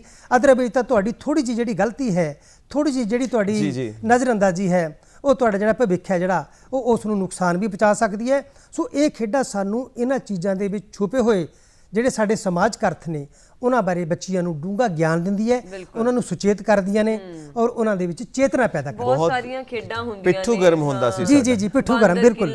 ਬਾਂਦਰ ਕੀਲਾ, ਪਿੱਠੂ ਗਰਮ, ਬਿਲਕੁਲ। ਸਭ ਤੋਂ ਵੱਧ ਹੁੰਦਾ ਸੀ ਚਿੜੀ ਉੱਡ ਕਾਂ ਉੱਡ। ਬਿਲਕੁਲ। ਬੱਚਿਆਂ ਨੇ ਹੁਣ ਖੇਡ ਲਿਆ ਤੇ ਖੇਡ ਕੇ ਉਹ ਥੱਕ ਗਏ, ਉਹ ਆ ਗਏ ਘਰੇ ਤੇ ਉਹਨਾਂ ਨੂੰ ਲੱਗ ਗਈ ਭੁੱਖ ਤੇ ਖਾਣ ਪੀਣ ਦੀਆਂ ਚੀਜ਼ਾਂ ਵੀ ਲੋਕ ਪਰੰਪਰਾ ਦੇ ਨਾਲ ਜੁੜੀਆਂ ਹੁੰਦੀਆਂ ਨੇ। ਜੀ ਬਿਲਕੁਲ। ਇਹ ਸਾਰੀਆਂ ਜਿਹੜੀਆਂ ਗੱਲਾਂ ਨੇ ਨਾ, ਇਹ ਸਾਡੀ ਪਰੰਪਰਾ ਦਾ ਹੀ ਹਿੱਸਾ ਨੇ ਵਰੁਣ ਜੀ।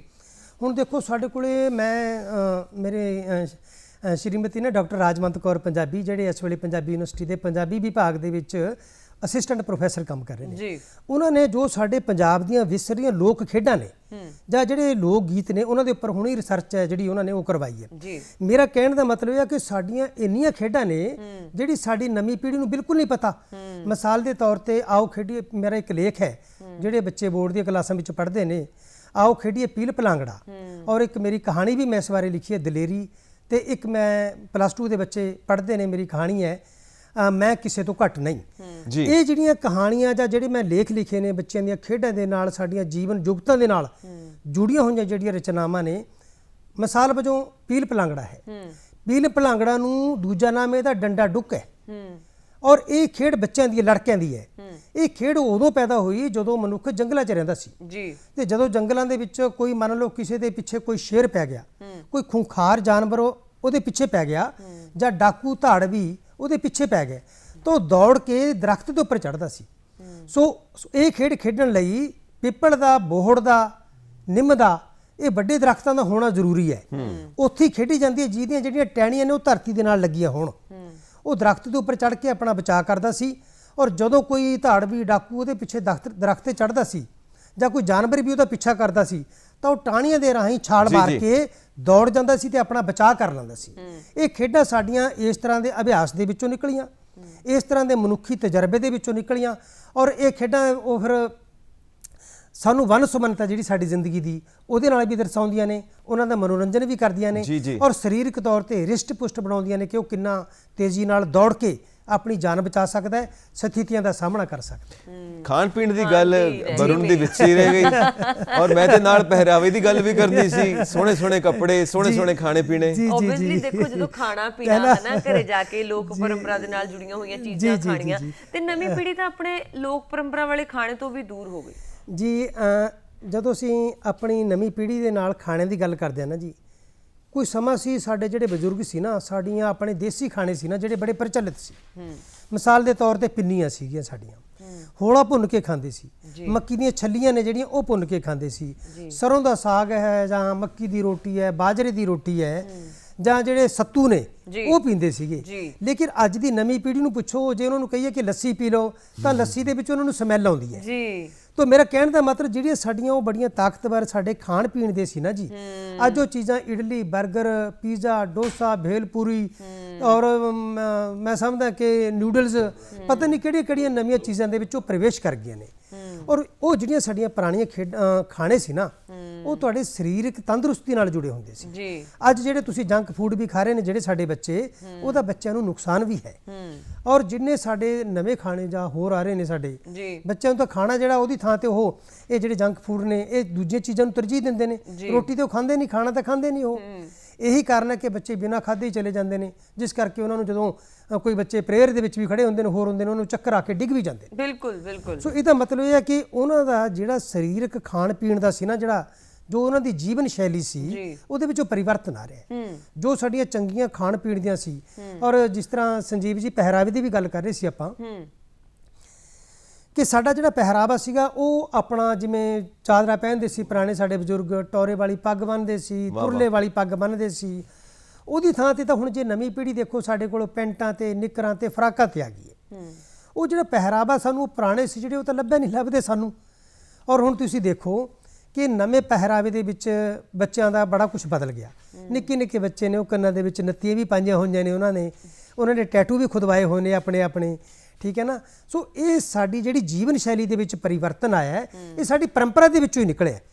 ਔਰ ਪਰੰਪਰਾ ਜਿਹਦੀ ਅਸੀਂ ਗੱਲ ਕਰ ਰਹੇ ਹਾਂ ਕਿ ਪਹਿਲਾਂ ਪਰੰਪਰਾ ਸਾਡੀ ਹੋਰ ਕਿਸਮ ਦੀ ਸੀ, ਅੱਜ ਪਰੰਪਰਾ ਦੇ ਅਰਥ ਸਾਡੇ ਬਦਲਦੇ ਜਾ ਰਹੇ ਨੇ ਜੀ। ਆ ਹੁਣੀ ਦੇਖੋ, ਕਿਉਂਕਿ ਜਿਹੜਾ ਦੇਸੀ ਸਾਲ ਹੈ ਨਾ ਸਾਡਾ, ਉਹ ਚੇਤ ਤੋਂ ਸ਼ੁਰੂ ਹੁੰਦਾ, ਦੇਸੀ ਮਹੀਨੇ ਤੋਂ ਸ਼ੁਰੂ ਹੁੰਦਾ। ਬਿਲਕੁਲ। ਆ ਹੁਣੀ ਲਹਿੰਦੇ ਪੰਜਾਬ ਦੇ ਵਿੱਚ ਉੱਥੇ ਜਿਹੜਾ ਪੰਜਾਬ ਕਲਚਰਲ ਡੇ ਮਨਾਇਆ ਗਿਆ 1 ਚੇਤ ਨੂੰ, ਸਾਲ ਦੇ ਪਹਿਲਾ ਜਿਹੜਾ ਦੇਸੀ ਮਹੀਨਾ ਉਹਦੀ 1 ਤਰੀਕ ਨੂੰ ਮਨਾਇਆ ਗਿਆ, ਪਹਿਲੀ ਵਾਰ ਮਨਾਇਆ ਗਿਆ। ਔਰ ਉਹਦੇ ਪਿੱਛੇ ਕਾਰਨ ਇਹ ਹੈ ਕਿ ਲਹਿੰਦੇ ਪੰਜਾਬ ਦੇ ਪੰਜਾਬੀ ਕਹਿ ਰਹੇ ਨੇ ਕਿ ਸਾਡੇ ਪੰਜਾਬੀ ਬੱਚਿਆਂ ਕੋਲ ਤਾਂ ਸਾਡੀ ਵਿਰਾਸਤ, ਸਾਡੀ ਪਰੰਪਰਾ ਖੁੱਸ ਗਈ। ਉਹਨੂੰ ਕੀ ਪਤਾ ਸੀ ਕਿ ਬੜੇ ਘੱਟ ਲੋਕਾਂ ਨੂੰ ਪਤਾ ਸੀਗਾ ਕਿ ਸਾਡਾ ਨਵਾਂ ਸਾਲ ਹੁਣ ਸ਼ੁਰੂ ਹੋਇਆ, ਸਾਡਾ ਚੇਤ ਤੋਂ ਸ਼ੁਰੂ ਹੁੰਦਾ। ਸਾਡੇ ਬੱਚਿਆਂ ਨੂੰ ਪਤਾ ਨਹੀਂ, ਉਹਨਾਂ ਨੂੰ ਪਤਾ ਨਹੀਂ ਫੱਗਣ ਕੀ ਹੈ, ਮਾਘ ਕੀ ਹੈ, ਵਿਸਾਖ ਕੀ ਹੈ, ਹਾੜ ਕੀ ਹੈ। ਉਹ ਤਾਂ ਸਿਰਫ ਨਵੇਂ ਸਾਲਾਂ ਦੇ ਨਾਲ ਜੁੜ ਗਏ ਨੇ ਜੀ। ਸੋ ਸਾਡੀਆਂ ਉਹ ਖਾਣ ਪੀਣ ਦੀਆਂ ਕਦਰਾਂ ਕੀਮਤਾਂ, ਸਾਡੀਆਂ ਉਹ ਪਹਿਰਾਵੇ ਦੀਆਂ ਕਦਰਾਂ ਤੇ ਕੀਮਤਾਂ, ਔਰ ਉਹ ਸਮੇਂ ਦੇ ਨਾਲ ਨਾਲ ਬਦਲ ਕੇ ਸਾਡੀ ਪਰੰਪਰਾ ਨੂੰ ਉਹਨਾਂ ਨੇ ਅੱਜ ਨਵਾਂ ਰੂਪ ਦੇ ਦਿੱਤਾ। ਸਾਡੀ ਲੋਕ ਭਾਸ਼ਾ, ਸਾਡੇ ਲੋਕ ਮੇਲੇ, ਸਾਡਾ ਲੋਕ ਸੰਗੀਤ, ਇਹ ਸਭ ਬਦਲ ਗਿਆ ਹੈ। ਰੀਤੀ ਰਿਵਾਜ ਬਦਲ ਗਏ ਨੇ। ਅੱਜ ਸਾਰੇ ਦੀ ਸਾਰੀ ਗੇਮ ਆ ਕੇ ਟਿਕ ਗਈ ਹੈ ਸੋਸ਼ਲ ਮੀਡੀਆ ਦੇ ਉੱਤੇ, ਵਿਸ਼ਵੀਕਰਨ ਦੇ ਉੱਤੇ ਸਭ ਕੁਝ ਬਦਲ ਗਿਆ ਹੈ। ਸੋ ਇਸ ਸੋਸ਼ਲ ਮੀਡੀਆ ਨੇ, ਵਿਸ਼ਵੀਕਰਨ ਨੇ, ਕੰਪਿਊਟਰ ਗੇਮਸ ਨੇ, ਸਾਰਾ ਦਿਨ ਮੋਬਾਈਲ ਤੇ ਲੱਗੇ ਰਹਿਣਾ, ਸਾਡੀ ਸੋਚ ਦੇ ਉੱਤੇ ਇਹਦਾ ਕੀ ਅਸਰ ਪਿਆ ਹੈ? ਸੋਸ਼ਲ ਮੀਡੀਆ ਨੇ, ਮੈਂ ਸਮਝਦਾ ਕਿ ਸਾਡੀ ਨਵੀਂ ਪੀੜ੍ਹੀ ਨੂੰ ਬਹੁਤ ਪ੍ਰਭਾਵਿਤ ਕੀਤਾ ਹੈ ਜੀ। ਜਦੋਂ ਦਾ ਸਾਡੇ ਕੋਲੇ ਮੀਡੀਆ ਦਾ ਯੁੱਗ ਹੈ, ਸੋਸ਼ਲ ਮੀਡੀਆ ਦਾ ਖਾਸ ਕਰਕੇ, ਬੱਚੇ ਇਸ ਦੇ ਮੁਰੀਦ ਬਣ ਗਏ। ਮੁਰੀਦ ਹੀ ਨਹੀਂ ਬਣੇ, ਬਲਕਿ ਇੰਨਾ ਇਸ ਦੇ ਜਾਲ ਦੇ ਵਿੱਚ ਜਕੜੇ ਗਏ ਨੇ ਕਿ ਉਹ ਆਪਣਾ ਸਰੀਰਕ ਵਿਕਾਸ ਹੈ ਜਿਹੜਾ ਉਹਨਾਂ ਦਾ ਉਹ ਰੁਕਣ ਦਾ ਖਦਸ਼ਾ ਵੀ ਪੈਦਾ ਹੋ ਰਿਹਾ ਹੈ। ਪਾਗਲਪਨ ਦੀ ਹੱਦ ਤੱਕ। ਜੀ ਬਿਲਕੁਲ ਜੀ। ਹੁਣ ਤੁਸੀਂ ਦੇਖੋ ਨਵੀਂ ਰਿਸਰਚ ਹੋਈ ਹੈ PGI ਦੇ ਵਿੱਚ, ਉੱਥੇ ਦੇ ਡਾਕਟਰਾਂ ਨੇ ਨਵੀਂ ਜਿਹੜੀ ਸਾਡੇ ਸਾਹਮਣੇ ਆਈ ਹੈ, ਉਹਨਾਂ ਨੇ ਇਹ ਖੋਜ ਕੱਢੀ ਹੈ ਕਿ ਜਿਹੜੇ 2 ਔਰ 3 ਸਾਲ ਤੱਕ ਦੇ ਬੱਚੇ ਨੇ ਉਹ ਬੋਲਣਾ ਭੁੱਲ ਰਹੇ ਨੇ। ਬੋਲਣਾ ਭੁੱਲਣ ਦੇ ਵਿੱਚ ਉਹਦਾ ਕਾਰਨ ਕੀ ਹੈ ਕਿ ਜਿਹੜੇ 2 ਜਾਣੇ ਨੌਕਰੀ ਪੇਸ਼ਾ ਨੇ, ਮਾਤਾ ਪਿਤਾ, ਉਹਨਾਂ ਨੂੰ ਆਪਣੇ ਬੱਚੇ ਦੇ ਨਾਲ ਸਮਾਂ ਬਿਤਾਉਣ ਦਾ ਜਿਹੜਾ ਹੈ ਬਹੁਤ ਘੱਟ ਸਮਾਂ ਮਿਲਦਾ ਹੈ ਜੀ। ਔਰ ਉਸ ਕਰਕੇ ਜ਼ਿਆਦਾਤਰ ਕੀ ਹੈ ਕਿ ਉਹਨਾਂ ਦਾ ਜਿਹੜਾ ਬੱਚਾ ਹੈ ਉਸ ਨੂੰ ਕੋਈ ਨਾ ਕੋਈ ਸਾਧਨ ਤੇ ਚਾਹੀਦਾ ਹੈ ਜੀ। ਉਹ ਜ਼ਿਆਦਾਤਰ ਕਾਰਟੂਨ ਦੇਖੇਗਾ ਤੇ ਜਾਂ ਫਿਰ ਉਹ ਮੋਬਾਈਲ ਦਾ ਸਹਾਰਾ ਲਏਗਾ ਜੀ। ਔਰ ਜਿੰਨਾ ਬੱਚਾ ਤੁਹਾਡਾ ਮੋਬਾਈਲ ਦੇਖੇਗਾ, ਕਾਰਟੂਨ ਦੇਖੇਗਾ, ਉਹ ਉਹਨਾਂ ਤੁਹਾਡੇ ਨਾਲ ਸੰਪਰਕ ਉਹਦਾ ਟੁੱਟ ਜਾਏਗਾ, ਸੰਵਾਦ ਟੁੱਟ ਜਾਏਗਾ। ਮਾਂ-ਬਾਪ ਦੇ ਨਾਲ, ਵੱਡਿਆਂ ਦੇ ਨਾਲ ਗੱਲ ਨਹੀਂ ਕਰੇਗਾ। ਜੇਕਰ ਉਹ ਤੁਹਾਡੇ ਨਾਲ ਗੱਲ ਹੀ ਨਹੀਂ ਤੁਸੀਂ ਬੱਚੇ ਨਾਲ ਕਰੋਗੇ ਤਾਂ ਉਹ ਕੀ ਸਿੱਖੇਗਾ? ਕੀ ਤੁਹਾਨੂੰ ਉਹਦੇ ਨਾਲ ਗੱਲਾਂ ਬਾਤਾਂ ਕੀ ਕਰੋਗੇ ਤੁਸੀਂ? ਸਮਾਜਿਕ ਮਸਲੇ ਕੀ ਨੇ, ਤੁਹਾਡੇ ਆਰ ਪਰਿਵਾਰ ਦੀਆਂ ਗੱਲਾਂ ਕੀ ਨੇ, ਉਹਦੀਆਂ ਕੀ ਸਮੱਸਿਆਵਾਂ ਨੇ, ਠੀਕ ਹੈ ਨਾ। ਉਹਨੂੰ ਜਿਹੜੀ ਸਾਡੀ ਲੋਕ ਪਰੰਪਰਾ ਉਹਦੇ ਬਾਰੇ ਜਦੋਂ ਗੱਲਾਂ ਹੀ ਨਹੀਂ ਕਰੋਗੇ ਤਾਂ ਉਹ ਬੱਚਾ ਜਿਹੜਾ ਹੈ ਉਹ ਤੁਹਾਡਾ ਪਰੰਪਰਾ ਤੋਂ ਦੂਰ ਹੁੰਦਾ ਟੁੱਟ ਜਾਏਗਾ। ਇਹ ਤੁਹਾਡੀਆਂ ਨਾ ਗੱਲਾਂ ਚੋਂ ਇੱਕ ਸਵਾਲ ਪੈਦਾ ਹੋ ਰਿਹਾ, ਮੈਂ ਤਾਂ ਹੀ ਇੱਥੇ ਨਾਲ ਲੱਗਦੇ ਪੁੱਛ ਲਿਆ ਕਿ ਬੱਚਾ ਟੁੱਟ ਰਿਹਾ ਹੈ, ਮਾਂ-ਬਾਪ ਵੀ ਦੂਰ ਹੋ ਰਹੇ ਨੇ ਬੱਚਿਆਂ ਤੋਂ, ਸਮਾਂ ਨਹੀਂ ਹੈਗਾ।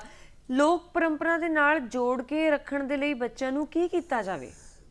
ਵਰੁਣ ਜੀ, ਇਹ ਬਹੁਤ ਅੱਛਾ ਸਵਾਲ ਹੈ ਤੁਹਾਡਾ ਕਿ ਜਿਹੜੀ ਲੋਕ ਪਰੰਪਰਾ ਹੈ ਨਾ ਸਾਡੀ, ਉਸ ਨੂੰ ਉਹਦੇ ਪਿਛੋਕੜ ਬਾਰੇ ਦੱਸਣਾ ਇਹ ਸਾਡੇ ਮਾਤਾ ਪਿਤਾ ਦਾ ਫਰਜ਼ ਹੈ, ਸਾਡੇ ਅਧਿਆਪਕਾਂ ਦੀ ਜ਼ਿੰਮੇਵਾਰੀ ਬਣਦੀ ਹੈ, ਸਾਡੇ ਬਜ਼ੁਰਗਾਂ ਦੀ ਜ਼ਿੰਮੇਵਾਰੀ ਬਣਦੀ ਹੈ। ਹੁਣ ਲੋਕ ਪਰੰਪਰਾ ਤੋਂ ਭਾਵ ਮਤਲਬ ਇਹ ਨਹੀਂ ਐਸਾ ਕਿ ਜ਼ਬਰਦਸਤੀ ਬੱਚਿਆਂ ਨੂੰ ਕਹਿ ਦਈਏ ਕਿ ਪੁਰਾਣੇ ਬੰਦੇ ਤੇ ਜੀ ਚਾਦਰਾ ਪਹਿਨਦੇ ਸੀਗੇ, ਉਹ ਤੇ ਜੀ ਟੋਰੇ ਵਾਲੀ ਪੱਗ ਬੰਨ੍ਹ ਕੇ ਜਾਂਦੇ ਸੀ ਸਕੂਲ, ਜਾਂ ਤੁਸੀਂ ਤੁਰਲੇ ਵਾਲੀ ਪੱਗ ਬੰਨ੍ਹਦੇ ਸੀ, ਤੁਸੀਂ ਵੀ ਇਦਾਂ ਕਰੋ ਜੀ। ਅਸੀਂ ਕਹਿ ਰਹੇ ਕਿ ਜੋ ਤਬਦੀਲੀ ਆਈ ਹੈ ਨਾ, ਹੁਣ ਬੱਚੇ ਪੈਂਟਾਂ ਪਾ ਕੇ ਜਾਂਦੇ ਨੇ, ਨਿੱਕਰਾਂ ਪਾ ਕੇ ਜਾਂਦੇ ਨੇ, ਯੂਨੀਫਾਰਮ ਪਾ ਕੇ ਜਾਂਦੇ ਨੇ ਜੀ। ਉਹ ਜਿਹੜੀ ਆਪਾਂ ਪਰੰਪਰਾ ਦੀ ਗੱਲ ਕਰਦੇ ਆ ਨਾ, ਤੇ ਉਹ ਅਸੀਂ ਨਵੇਂ ਯੁੱਗ ਦੇ ਮੁਤਾਬਕ ਉਹ ਤਬਦੀਲੀ ਨੂੰ ਪ੍ਰਵਾਨ ਕਰ ਲੈਣਾ ਚਾਹੀਦਾ ਹੈ ਜੀ। ਔਰ ਪ੍ਰਵਾਨਗੀ ਜਿਹੜੀ ਹੈ ਸਾਨੂੰ ਸਮੇਂ ਨੇ ਦਿੱਤੀ ਜੇ, ਤੇ ਸਾਡੇ ਬਜ਼ੁਰਗ ਨੇ ਜਿਹੜੇ ਉਹ ਉਹਨਾਂ ਦਾ ਪਹਿਰਾਵਾ ਹੋਰ ਸੀ। ਜੀ। ਅੱਜ ਸਾਡਾ ਪਹਿਰਾਵਾ ਹੈ, ਅਸੀਂ ਪੈਂਟਾਂ ਸ਼ਰਟਾਂ ਦੇ ਉੱਪਰ ਆ ਗਏ ਹਾਂ, ਕੋਟ ਪੈਂਟਾਂ ਦੇ ਉੱਪਰ ਆ ਗਏ ਹਾਂ। ਲੇਕਿਨ ਇਹ ਜਿਹੜੀ ਸਾਡੀ ਪਰੰਪਰਾ ਹੈ ਉਹਦੇ ਵਿੱਚ ਸਮੇਂ-ਸਮੇਂ ਤੇ ਤਬਦੀਲੀਆਂ ਵਾਪਰਨੀਆਂ ਹੀ ਵਾਪਰਨੀਆਂ ਨੇ। ਬਿਲਕੁਲ। ਸੋਸ਼ਲ ਮੀਡੀਆ ਦੇ ਯੁੱਗ ਦੇ ਵਿੱਚ ਵੀ ਆਏ ਦੇਖਣ ਦੇ ਵਿੱਚ ਆ ਰਿਹਾ, ਇਹ ਸਾਨੂੰ ਹਰ ਪੱਖ ਦੇ ਵਿੱਚੋਂ ਅਸੀਂ ਦੇਖ ਰਹੇ ਹਾਂ। ਔਰ ਮੈਨੂੰ ਕਈ ਵਾਰ ਯਾਦ ਆ ਜਾਂਦਾ ਹੈ ਕਿ ਜਿਹੜੀਆਂ ਉਹ ਹਾਸੇ ਮਿੱਠੇ ਵਾਲੀਆਂ ਗੱਲਾਂ ਸੀ ਨਾ ਬੱਚਿਆਂ ਦੀਆਂ ਆਪਣੀਆਂ, ਨਿੱਕੀ ਨਿੱਕੀ ਗੱਲਾਂ ਦੇ ਵਿੱਚੋਂ, ਖੇਡਾਂ ਦੇ ਵਿੱਚੋਂ ਕਈ ਵਾਰ ਇੱਕ ਬੱਚਾ ਦੂਜੇ ਨੂੰ ਕਹਿੰਦਾ ਤੂੰ ਕਹਿ ਹੋਲਾਂ। ਆਮ ਤੌਰ ਤੇ ਅੱਜ ਦੇ ਬੱਚਿਆਂ ਨੂੰ ਹੋਲਾਂ ਨਹੀਂ ਪਤਾ ਕੀ ਹੁੰਦਾ, ਤਾਂ ਉਹ ਬੱਚਾ ਕਹਿੰਦਾ ਸੀ ਹੋਲਾਂ, ਤਾਂ ਦੂਜਾ ਬੱਚਾ ਮਜ਼ਾਕ ਦੇ ਤੌਰ ਤੇ, ਵਿਅੰਗਾਤਮਕ ਦੇ ਤੌਰ ਤੇ ਕਹਿੰਦਾ ਸੀ, ਇਹ ਕਹਿ ਕੇ ਦੌੜ ਜਾਂਦਾ ਸੀ, ਤੇਰੀ ਮਾਂ ਖੋਏਗੀ ਮੈਂ ਕਿਉਂ ਟੋਲਾਂ। ਔਰ ਤੁਸੀਂ ਦੇਖੋ ਕਿ ਇਸ ਤਰ੍ਹਾਂ ਦੀ, ਜਾਂ ਕਈ ਵਾਰ ਕਹਿੰਦੇ ਸੀਗਾ ਦੂਜੇ ਬੱਚੇ ਨੂੰ ਤੂੰ ਕਹਿ ਚਾਕੂ, ਤਾਂ ਬੱਚਾ ਕਹਿੰਦੇ ਸੀ ਚਾਕੂ, ਦੂਜਾ ਬੱਚਾ ਕਹਿੰਦਾ ਸੀ ਮੈਂ ਤੇਰਾ ਬਾਪੂ। ਸੋ ਮੇਰਾ ਕਹਿਣ ਦਾ ਮਤਲਬ ਇਹ ਜਿਹੜੇ ਬੱਚਿਆਂ ਦੇ ਇਸ ਤਰ੍ਹਾਂ ਦੇ ਹਾਸੇ ਖੇਡੇ ਵਾਲਾ ਜਿਹੜਾ ਸੰਵਾਦ ਸੀ, ਜਿਹੜੀ ਉਹ ਪਰੰਪਰਾ ਸੀ ਨਾ, ਉਹ ਵਿਸਰ ਕੇ ਸਾਡੇ ਮੀਡੀਆ ਯੁੱਗ ਦੇ ਵਿੱਚ ਆ ਗਈ। ਸੋਸ਼ਲ ਮੀਡੀਆ ਨੇ ਸਾਡੇ ਬੱਚਿਆਂ ਤੋਂ ਬਹੁਤ ਕੁਝ ਖੋਇਆ ਵੀ ਹੈ, ਲੇਕਿਨ ਉਹਨਾਂ ਨੂੰ ਦਿੱਤਾ ਵੀ ਕੁਝ ਹੈ, ਇਹਦੇ ਵਿੱਚ ਕੋਈ ਦੋ ਰਾਮਾ ਨਹੀਂ ਜੀ। ਔਰ ਲੇਕਿਨ ਖੋਇਆ ਵੀ ਬਹੁਤ ਕੁਝ ਹੈ, ਇਹਦੇ ਬਾਰੇ ਸਾਨੂੰ ਸੋਚਣ ਦੀ। ਲੋਕ ਖਿਡੌਣੇ ਗਵਾਚ ਗਏ ਤੇ ਬਣਾਉਣ ਵਾਲੇ ਲੋਕ ਖਿਡੌਣਿਆਂ ਨੂੰ ਉਹ ਕਾਰੀਗਰ ਬੇਰੁਜ਼ਗਾਰ ਹੋ ਗਏ ਜੀ। ਇਕਨੋਮੀ ਦੇ ਉੱਤੇ ਇਹਦਾ ਅਸਰ ਪਿਆ ਹੈ। ਔਰ ਹੁਣ ਅਸੀਂ ਗੱਲ ਇਹ ਕਰ ਰਹੇ ਹਾਂ ਕਿ ਹਰ ਤਰ੍ਹਾਂ ਦਾ ਅਸਰ ਪੈ ਰਿਹਾ ਹੈ, ਮਾੜਾ ਅਸਰ ਪੈ ਰਿਹਾ ਹੈ, ਕਿਉਂਕਿ ਜਦੋਂ ਅਸੀਂ ਪਰੰਪਰਾ ਨਾਲੋਂ, ਆਪਣੀਆਂ ਜੜ੍ਹਾਂ ਨਾਲੋਂ ਟੁੱਟ ਗਏ ਤਾਂ ਅਸੀਂ ਆਪਣੀ ਅਸਲੀਅਤ, ਆਪਣੀ ਪਹਿਚਾਨ ਗਵਾ ਬੈਠੇ ਹਾਂ। ਹੁਣ ਉਹ ਪਹਿਚਾਨ ਨੂੰ ਸੁਰਜੀਤ ਕਰਨਾ ਹੈ, ਕਿਵੇਂ ਸਿੱਖਿਆ ਦੇ ਪੱਧਰ ਦੇ ਉੱਤੇ, ਸਕੂਲਾਂ ਦੇ ਵਿੱਚ ਕਿਵੇਂ ਉਹ ਉਪਰਾਲੇ ਕੀਤੇ ਜਾਣ, ਕਿਵੇਂ ਸਾਂਭ ਸੰਭਾਲ ਕੀਤੀ ਜਾਵੇ ਲੋਕ ਪਰੰਪਰਾਵਾਂ ਦੀ। ਸੰਜੀਵ ਜੀ, ਤੁਸੀਂ ਲੋਕ ਖਿਡੌਣੇ ਦੀ ਗੱਲ ਕੀਤੀ ਹੈ। ਮੈਂ ਸਮਝਦਾ ਲੋਕ ਖਿਡੌਣਾ ਸਾਡੀ ਪਰੰਪਰਾ ਦੀ ਵਿਰਾਸਤ ਨੇ ਜੀ। ਲੋਕ ਖਿਡੌਣੇ ਜਦੋਂ ਸਾਡੇ ਆਮ ਤੌਰ ਤੇ ਪਿੰਡਾਂ ਦੇ ਵਿੱਚ ਜਿਹੜੇ ਬਣਦੇ ਸੀ ਨਾ, ਉਹ ਆਮ ਤੌਰ ਤੇ ਮਿੱਟੀ ਦੇ ਖਿਡੌਣੇ ਬਣਾਉਂਦੇ ਸੀ ਮਾਤਾ ਪਿਤਾ। ਉਹ ਮਿੱਟੀ ਦੇ, ਜਿਹਨੂੰ ਅਸੀਂ ਕਹਿੰਦੇ ਸੀ ਨਾ ਆਲੇ ਭੋਲੇ। ਆਲੇ ਭੋਲੇ ਕੀ ਹੈ? ਮਿੱਟੀ ਦੇ ਖਿਡੌਣੇ ਨੇ। ਉਹ ਕੋਈ ਤੋਤਾ ਬਣਾਉਂਦਾ ਸੀ, ਕੋਈ ਮੋਰ ਬਣਾਉਂਦਾ ਸੀ, ਕੋਈ ਘੁੱਗੀ ਬਣਾਉਂਦਾ ਸੀ, ਕੋਈ ਚਿੜੀ ਬਣਾਉਂਦਾ ਸੀ। ਆਟੇ ਦੀ ਚਿੜੀ ਜਿਹੜੀ ਹੈ ਨਾ, ਉਹ ਵੀ ਮਾਂ ਜਦੋਂ ਆਪਣੇ ਬੱਚੇ ਨੂੰ ਬਣਾ ਕੇ ਦਿੰਦੀ ਹੈ ਨਾ, ਉਹ ਵੀ ਇੱਕ ਖਿਡੌਣੇ ਦਾ ਰੂਪ ਹੈ, ਜਿਹਦੇ ਨਾਲ ਬੱਚਾ ਕਾਫੀ ਮਨੋਰੰਜਨ ਕਰਦਾ, ਉਹਨੂੰ ਯਾਦ ਆਉਂਦੀ ਹੈ। ਔਰ ਇਹਦਾ ਜਿਹੜਾ ਜੋੜ ਹੈ ਉਹ ਧੀ ਧਿਆਣੀ ਦੇ ਨਾਲ ਵੀ ਜੁੜ ਜਾਂਦਾ ਹੈ ਜੀ। ਲੋਕ ਖਿਡੌਣੇ ਸੀ ਨਾ ਜਿਹੜੇ ਸਾਡੀ ਪਰੰਪਰਾ ਚੋਂ ਪੈਦਾ ਹੋਏ। ਔਰ ਅੱਜ ਕੱਲ੍ਹ ਸਾਡੇ ਇਸ ਗੱਲ ਬਾਰੇ ਜ਼ੋਰ ਵੀ ਦਿੱਤਾ ਜਾ ਰਿਹਾ ਕਿ ਭਾਈ ਜਿਹੜੇ ਲੋਕ ਖਿਡੌਣੇ ਨੇ ਸਾਡੇ ਇੱਥੇ ਪੈਦਾ ਕਰੋ ਜੀ, ਔਰ ਵੱਧ ਤੋਂ ਵੱਧ ਜਿਹੜੇ ਲੋਕ ਖਿਡੌਣੇ ਨੇ ਨਵੇਂ ਰੂਪ ਵਿੱਚ ਪੈਦਾ ਕਰੋ। ਪਹਿਲਾਂ ਸਾਡੇ ਕੋਲ ਮਿੱਟੀ ਦੇ ਖਿਡੌਣੇ ਬਣਦੇ ਸੀ, ਬਾਅਦ ਦੇ ਵਿੱਚ ਸਾਡੇ ਕੋਲ ਪਲਾਸਟਿਕ ਦੇ ਖਿਡੌਣੇ ਆ ਗਏ। ਔਰ ਪਹਿਲਾਂ ਗੁੱਡਾ ਗੁੱਡੀ ਬਣਾਉਂਦੇ ਸੀ, ਘਰ ਦੀਆਂ ਲੀਰਾਂ ਦੇ ਵਿੱਚੋਂ ਜਿਹੜੀਆਂ ਕਾਤਰਾਂ ਬਚੀਆਂ ਹੁੰਦੀਆਂ ਨੇ, ਉਹ ਗੁੱਡੀਆਂ ਪਟੋਲੇ ਬੱਚੇ ਬਣਾ ਕੇ ਖੇਡਦੇ ਸੀ। ਔਰ ਬੱਚੇ ਗੁੱਡੀਆਂ ਪਟੋਲੇ ਦੇ ਰਾਹੀਂ ਖੇਡਦੇ ਰਾਹੀਂ ਪਰੰਪਰਾ ਨੂੰ ਜੀਵਤ ਰੱਖਦੇ ਸੀ। ਮਿਸਾਲ ਵਜੋਂ ਤੇ ਜਿਹੜੀਆਂ ਲੜਕੀਆਂ ਸੀ, ਇਹ ਗੁੱਡਾ ਗੁੱਡੀ ਦੀ ਖੇਡ ਜਿਹੜੀ ਲੜਕੀਆਂ ਦੀ ਖੇਡ ਹੈ। ਔਰ ਗੁੱਡਾ ਜਦੋਂ ਔੜ ਦੇ ਦਿਨਾਂ ਦੇ ਵਿੱਚ ਮੀਂਹ ਨਹੀਂ ਨਾ ਪੈਂਦਾ ਸੀ ਤਾਂ ਗੁੱਡਾ ਗੁੱਡੀ ਨੂੰ ਬਣਾ ਕੇ ਉਹਨਾਂ ਨੂੰ ਸਾੜਦੇ ਸੀ। ਔਰ ਨਾਲ ਕਹਿੰਦੇ ਸੀ ਗੁੱਡਾ ਗੁੱਡੀ ਪਿੱਟਿਆ ਬਸ ਮੀਂਹਾਂ ਚਿੱਟਿਆ। ਅਰਥਾਤ ਔੜ ਲੱਗੀ ਹੋਈ ਹੈ, ਮੀਂਹ ਨਹੀਂ ਪੈ ਰਿਹਾ, ਤਾਂ ਉਹ ਸਾਡੀ ਮਨੌਤ ਹੈ, ਪਰੰਪਰਾ ਦੱਸਦੀ ਹੈ ਕਿ ਬੱਚਿਆਂ ਦੀ ਇਹ ਫਰਿਆਦ ਸੁਣ ਕੇ ਨਾ, ਉਹਨਾਂ ਦਾ ਰੁਦਨ ਸੁਣ ਕੇ ਇੰਦਰ ਦੇਵਤਾ ਖੁਸ਼ ਹੋ ਜਾਂਦਾ ਸੀ ਤੇ ਉਹਦੇ ਨਾਲ ਜਿਹੜੀ ਬਾਰਿਸ਼ ਹੈ, ਮੀਂਹ ਹੈ ਜਿਹੜੀ, ਉਹ ਪੈ ਜਾਂਦਾ ਸੀਗਾ। ਇਹ ਸਾਡੀ ਪਰੰਪਰਾ ਦੇ ਵਿੱਚੋਂ ਨਿਕਲੀਆਂ ਹੋਈਆਂ ਗੱਲਾਂ ਨੇ, ਲੇਕਿਨ ਵਿਗਿਆਨਕ ਤੌਰ ਤੇ ਇਹਨਾਂ ਦੇ ਵਿੱਚ ਕੋਈ ਸੱਚਾਈ ਨਹੀਂ ਹੈ। ਤੇ ਸਿੱਖਿਆ ਨਾਲ ਆਸ਼ਟ ਸਾਹਿਬ ਇਹਨੂੰ ਜੋੜਨਾ ਹੈ ਅੱਜ ਆਪਾਂ ਜੀ। ਸਿੱਖਿਆ ਦੇ ਨਾਲ ਆਪਾਂ ਇਸ ਨੂੰ ਇਸ ਤਰ੍ਹਾਂ ਜੋੜ ਸਕਦੇ ਹਾਂ ਸੰਜੀਵ ਜੀ ਕਿ ਸਿੱਖਿਆ ਦਾ ਮਾਧਿਅਮ ਹੋਣਾ ਚਾਹੀਦੇ ਨੇ ਖਿਡੌਣੇ। ਔਰ ਬੱਚਿਆਂ ਨੂੰ ਮੈਂ ਸਮਝਦਾ ਕਿ ਜਿਵੇਂ ਅੱਜ ਸਾਡੇ ਕੋਲੇ ਬੇਰੁਜ਼ਗਾਰੀ ਦਾ ਮਸਲਾ ਜਿਹੜਾ ਉਹ ਬੜਾ ਦੀਰਘ ਹੁੰਦਾ ਜਾ ਰਿਹਾ, ਬੜਾ ਚਿੰਤਾਜਨਕ ਵਿਸ਼ਾ ਹੈ। ਬੱਚਿਆਂ ਨੂੰ ਵੀ ਜਿਹੜੇ ਖਿਡੌਣੇ ਨੇ, ਵੰਨ ਸੁਵੰਨੇ ਖਿਡੌਣੇ, ਬੱਚਿਆਂ ਦਾ ਜਿਹੜਾ ਆਰਟ ਹੈ ਨਾ, ਉਹ ਸਕੂਲ ਦੇ ਵਿੱਚੋਂ ਪੈਦਾ ਹੋ ਜਾਣਾ ਚਾਹੀਦਾ ਹੈ ਜੀ। ਔਰ ਬੱਚਿਆਂ ਨੂੰ ਇਹ ਖਿਡੌਣੇ ਬਣਾਉਣ ਦੀ ਜਾਂਚ ਜਿਹੜੀ ਹੈਗੀ ਹੈ, ਉਹਨਾਂ ਨੂੰ ਨਵੀਆਂ ਚੀਜ਼ਾਂ ਸਿਖਾਉਣ ਦੀ ਜਿਹੜੀ ਜਾਂਚ ਹੈ, ਇਹ ਵੀ ਉਹਨਾਂ ਨੂੰ ਇੱਕ ਕਲਾ ਦੇ ਰੂਪ ਦੇ ਵਿੱਚ ਸਿਖਾਈ ਜਾਣੀ ਚਾਹੀਦੀ ਹੈ। ਔਰ ਇਸ ਤਰ੍ਹਾਂ ਦੇ ਸਿਖਾਉਣ ਵਾਸਤੇ ਵਰਕਸ਼ਾਪਾਂ ਨੇ ਜਿਹੜੀਆਂ ਸਕੂਲਾਂ 'ਚ, ਉਹ ਲਗਾਈਆਂ ਜਾਣੀਆਂ ਚਾਹੀਦੀਆਂ ਨੇ। ਰੰਗਮੰਚ ਹੋਣਾ ਚਾਹੀਦਾ, ਰੰਗਮੰਚ ਇਹਦੇ ਵਿੱਚ ਹੋਣਾ ਚਾਹੀਦਾ ਜੀ, ਤਾਂ ਜੋ ਵੱਧ ਤੋਂ ਵੱਧ ਅਸੀਂ ਇਹਨਾਂ ਲੋਕ ਕਲਾਵਾਂ ਦੇ ਨਾਲ ਜੋੜ ਲਈਏ। ਹੁਣ ਰੰਗਮੰਚ ਦੇ ਨਾਲ ਹੀ ਸੰਜੀਵ ਜੀ ਮੈਂ ਸਮਝਦਾ ਕਿ ਲੋਕ ਨਾਟ ਪਰੰਪਰਾ ਜੀ, ਲੋਕ ਨਾਟ ਪਰੰਪਰਾ ਵੀ ਅਸੀਂ ਇਹਦੇ ਨਾਲ ਜੋੜ ਸਕਦੇ ਹਾਂ ਕਿ ਬੱਚਿਆਂ ਨੂੰ ਛੋਟੀ ਉਮਰ ਦੇ ਵਿੱਚ ਇਹ ਸਿਖਾਈਏ। ਔਰ ਲੋਕ ਨਾਚ ਪਰੰਪਰਾ ਵੀ ਹੈ ਸਾਡੇ ਕੋਲੇ। ਹੁਣ ਸਾਡੇ ਬੱਚਿਆਂ ਨੂੰ ਸੰਮੀ ਨਹੀਂ ਪਤਾ ਕੀ ਹੈ, ਲੁੱਡੀ ਨਹੀਂ ਪਤਾ ਕੀ ਹੈ, ਝੂਮਰ ਨਹੀਂ ਪਤਾ ਕੀ ਹੈ। ਸੋ ਜਿਹੜੇ ਅਸੀਂ ਆਪਾਂ ਗੱਲ ਕਰਦੇ ਹਾਂ ਕਿ ਖਿਡੌਣਿਆਂ ਨੂੰ ਸਕੂਲੀ ਸਿੱਖਿਆ ਦਾ ਆਧਾਰ, ਸਕੂਲੀ ਸਿੱਖਿਆ ਦੇ ਰਾਹੀਂ ਉਹਨਾਂ ਨੂੰ ਕਿਵੇਂ ਸਿਖਾ ਸਕਦੇ ਹਾਂ।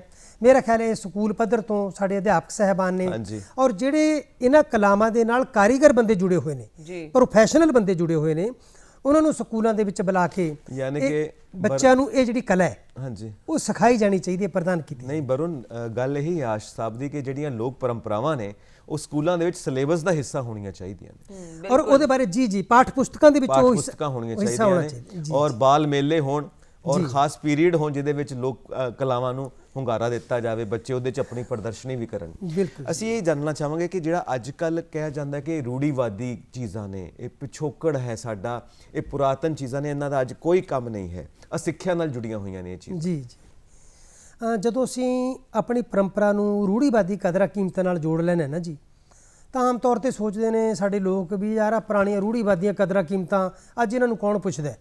ਗਿਆਨ ਵਿਗਿਆਨ ਦਾ ਯੁੱਗ ਹੈ, ਬੰਦਾ ਚੰਦ ਤੇ ਜਾ ਆਇਆ, ਹਾਲੇ ਆਪਾਂ ਪੁਰਾਣੀਆਂ ਘਸੀਆਂ ਪੀਟੀਆਂ ਕਦਰਾਂ ਕੀਮਤਾਂ ਦੀਆਂ ਗੱਲਾਂ ਕਰੀ ਜਾ ਰਹੇ।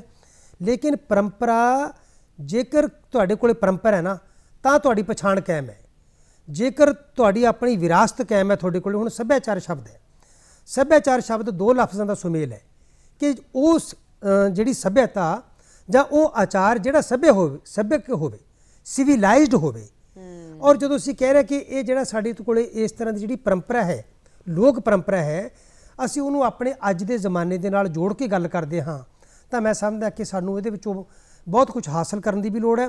ਸਾਨੂੰ ਇਹ ਨਹੀਂ ਭੁੱਲਣਾ ਚਾਹੀਦਾ ਕਿ ਸਾਡਾ ਪਿਛੋਕੜ ਕੀ ਸੀ, ਲੇਕਿਨ ਸਾਨੂੰ ਨਵੇਂ ਯੁੱਗ ਦੇ ਮੁਤਾਬਕ ਸਾਡੇ ਜਿਹੜੇ ਬਜ਼ੁਰਗ ਸੀ ਉਹਨਾਂ ਦੇ ਸੀਨੇ ਦੇ ਵਿੱਚ ਬਹੁਤ ਸਾਰੀ ਸਮੱਗਰੀ ਪਈ ਹੈ, ਬਹੁਤ ਸਾਰਾ ਉਹਨਾਂ ਕੋਲ ਗਿਆਨ ਹੈ, ਲੇਕਿਨ ਉਸ ਪਰੰਪਰਾ ਨੂੰ ਨਵੇਂ ਯੁੱਗ ਦੇ ਵਿੱਚ ਤਬਦੀਲ ਕਰਕੇ ਉਹਨੂੰ ਅਖਤਿਆਰ ਕਰ ਲੈਣਾ ਚਾਹੀਦਾ ਹੈ, ਉਹਨੂੰ ਰੁਜ਼ਗਾਰ ਦਾ ਸਾਧਨ ਬਣਾ ਲੈਣਾ ਚਾਹੀਦਾ ਹੈ, ਉਹਨੂੰ ਸਿੱਖਿਆ ਦਾ ਸਾਧਨ ਬਣਾ ਲੈਣਾ ਚਾਹੀਦਾ ਹੈ, ਔਰ ਇਸ ਤਰ੍ਹਾਂ ਕੁਝ ਗ੍ਰਹਿਣ ਕੀਤਾ ਜਾਣਾ ਚਾਹੀਦਾ ਹੈ।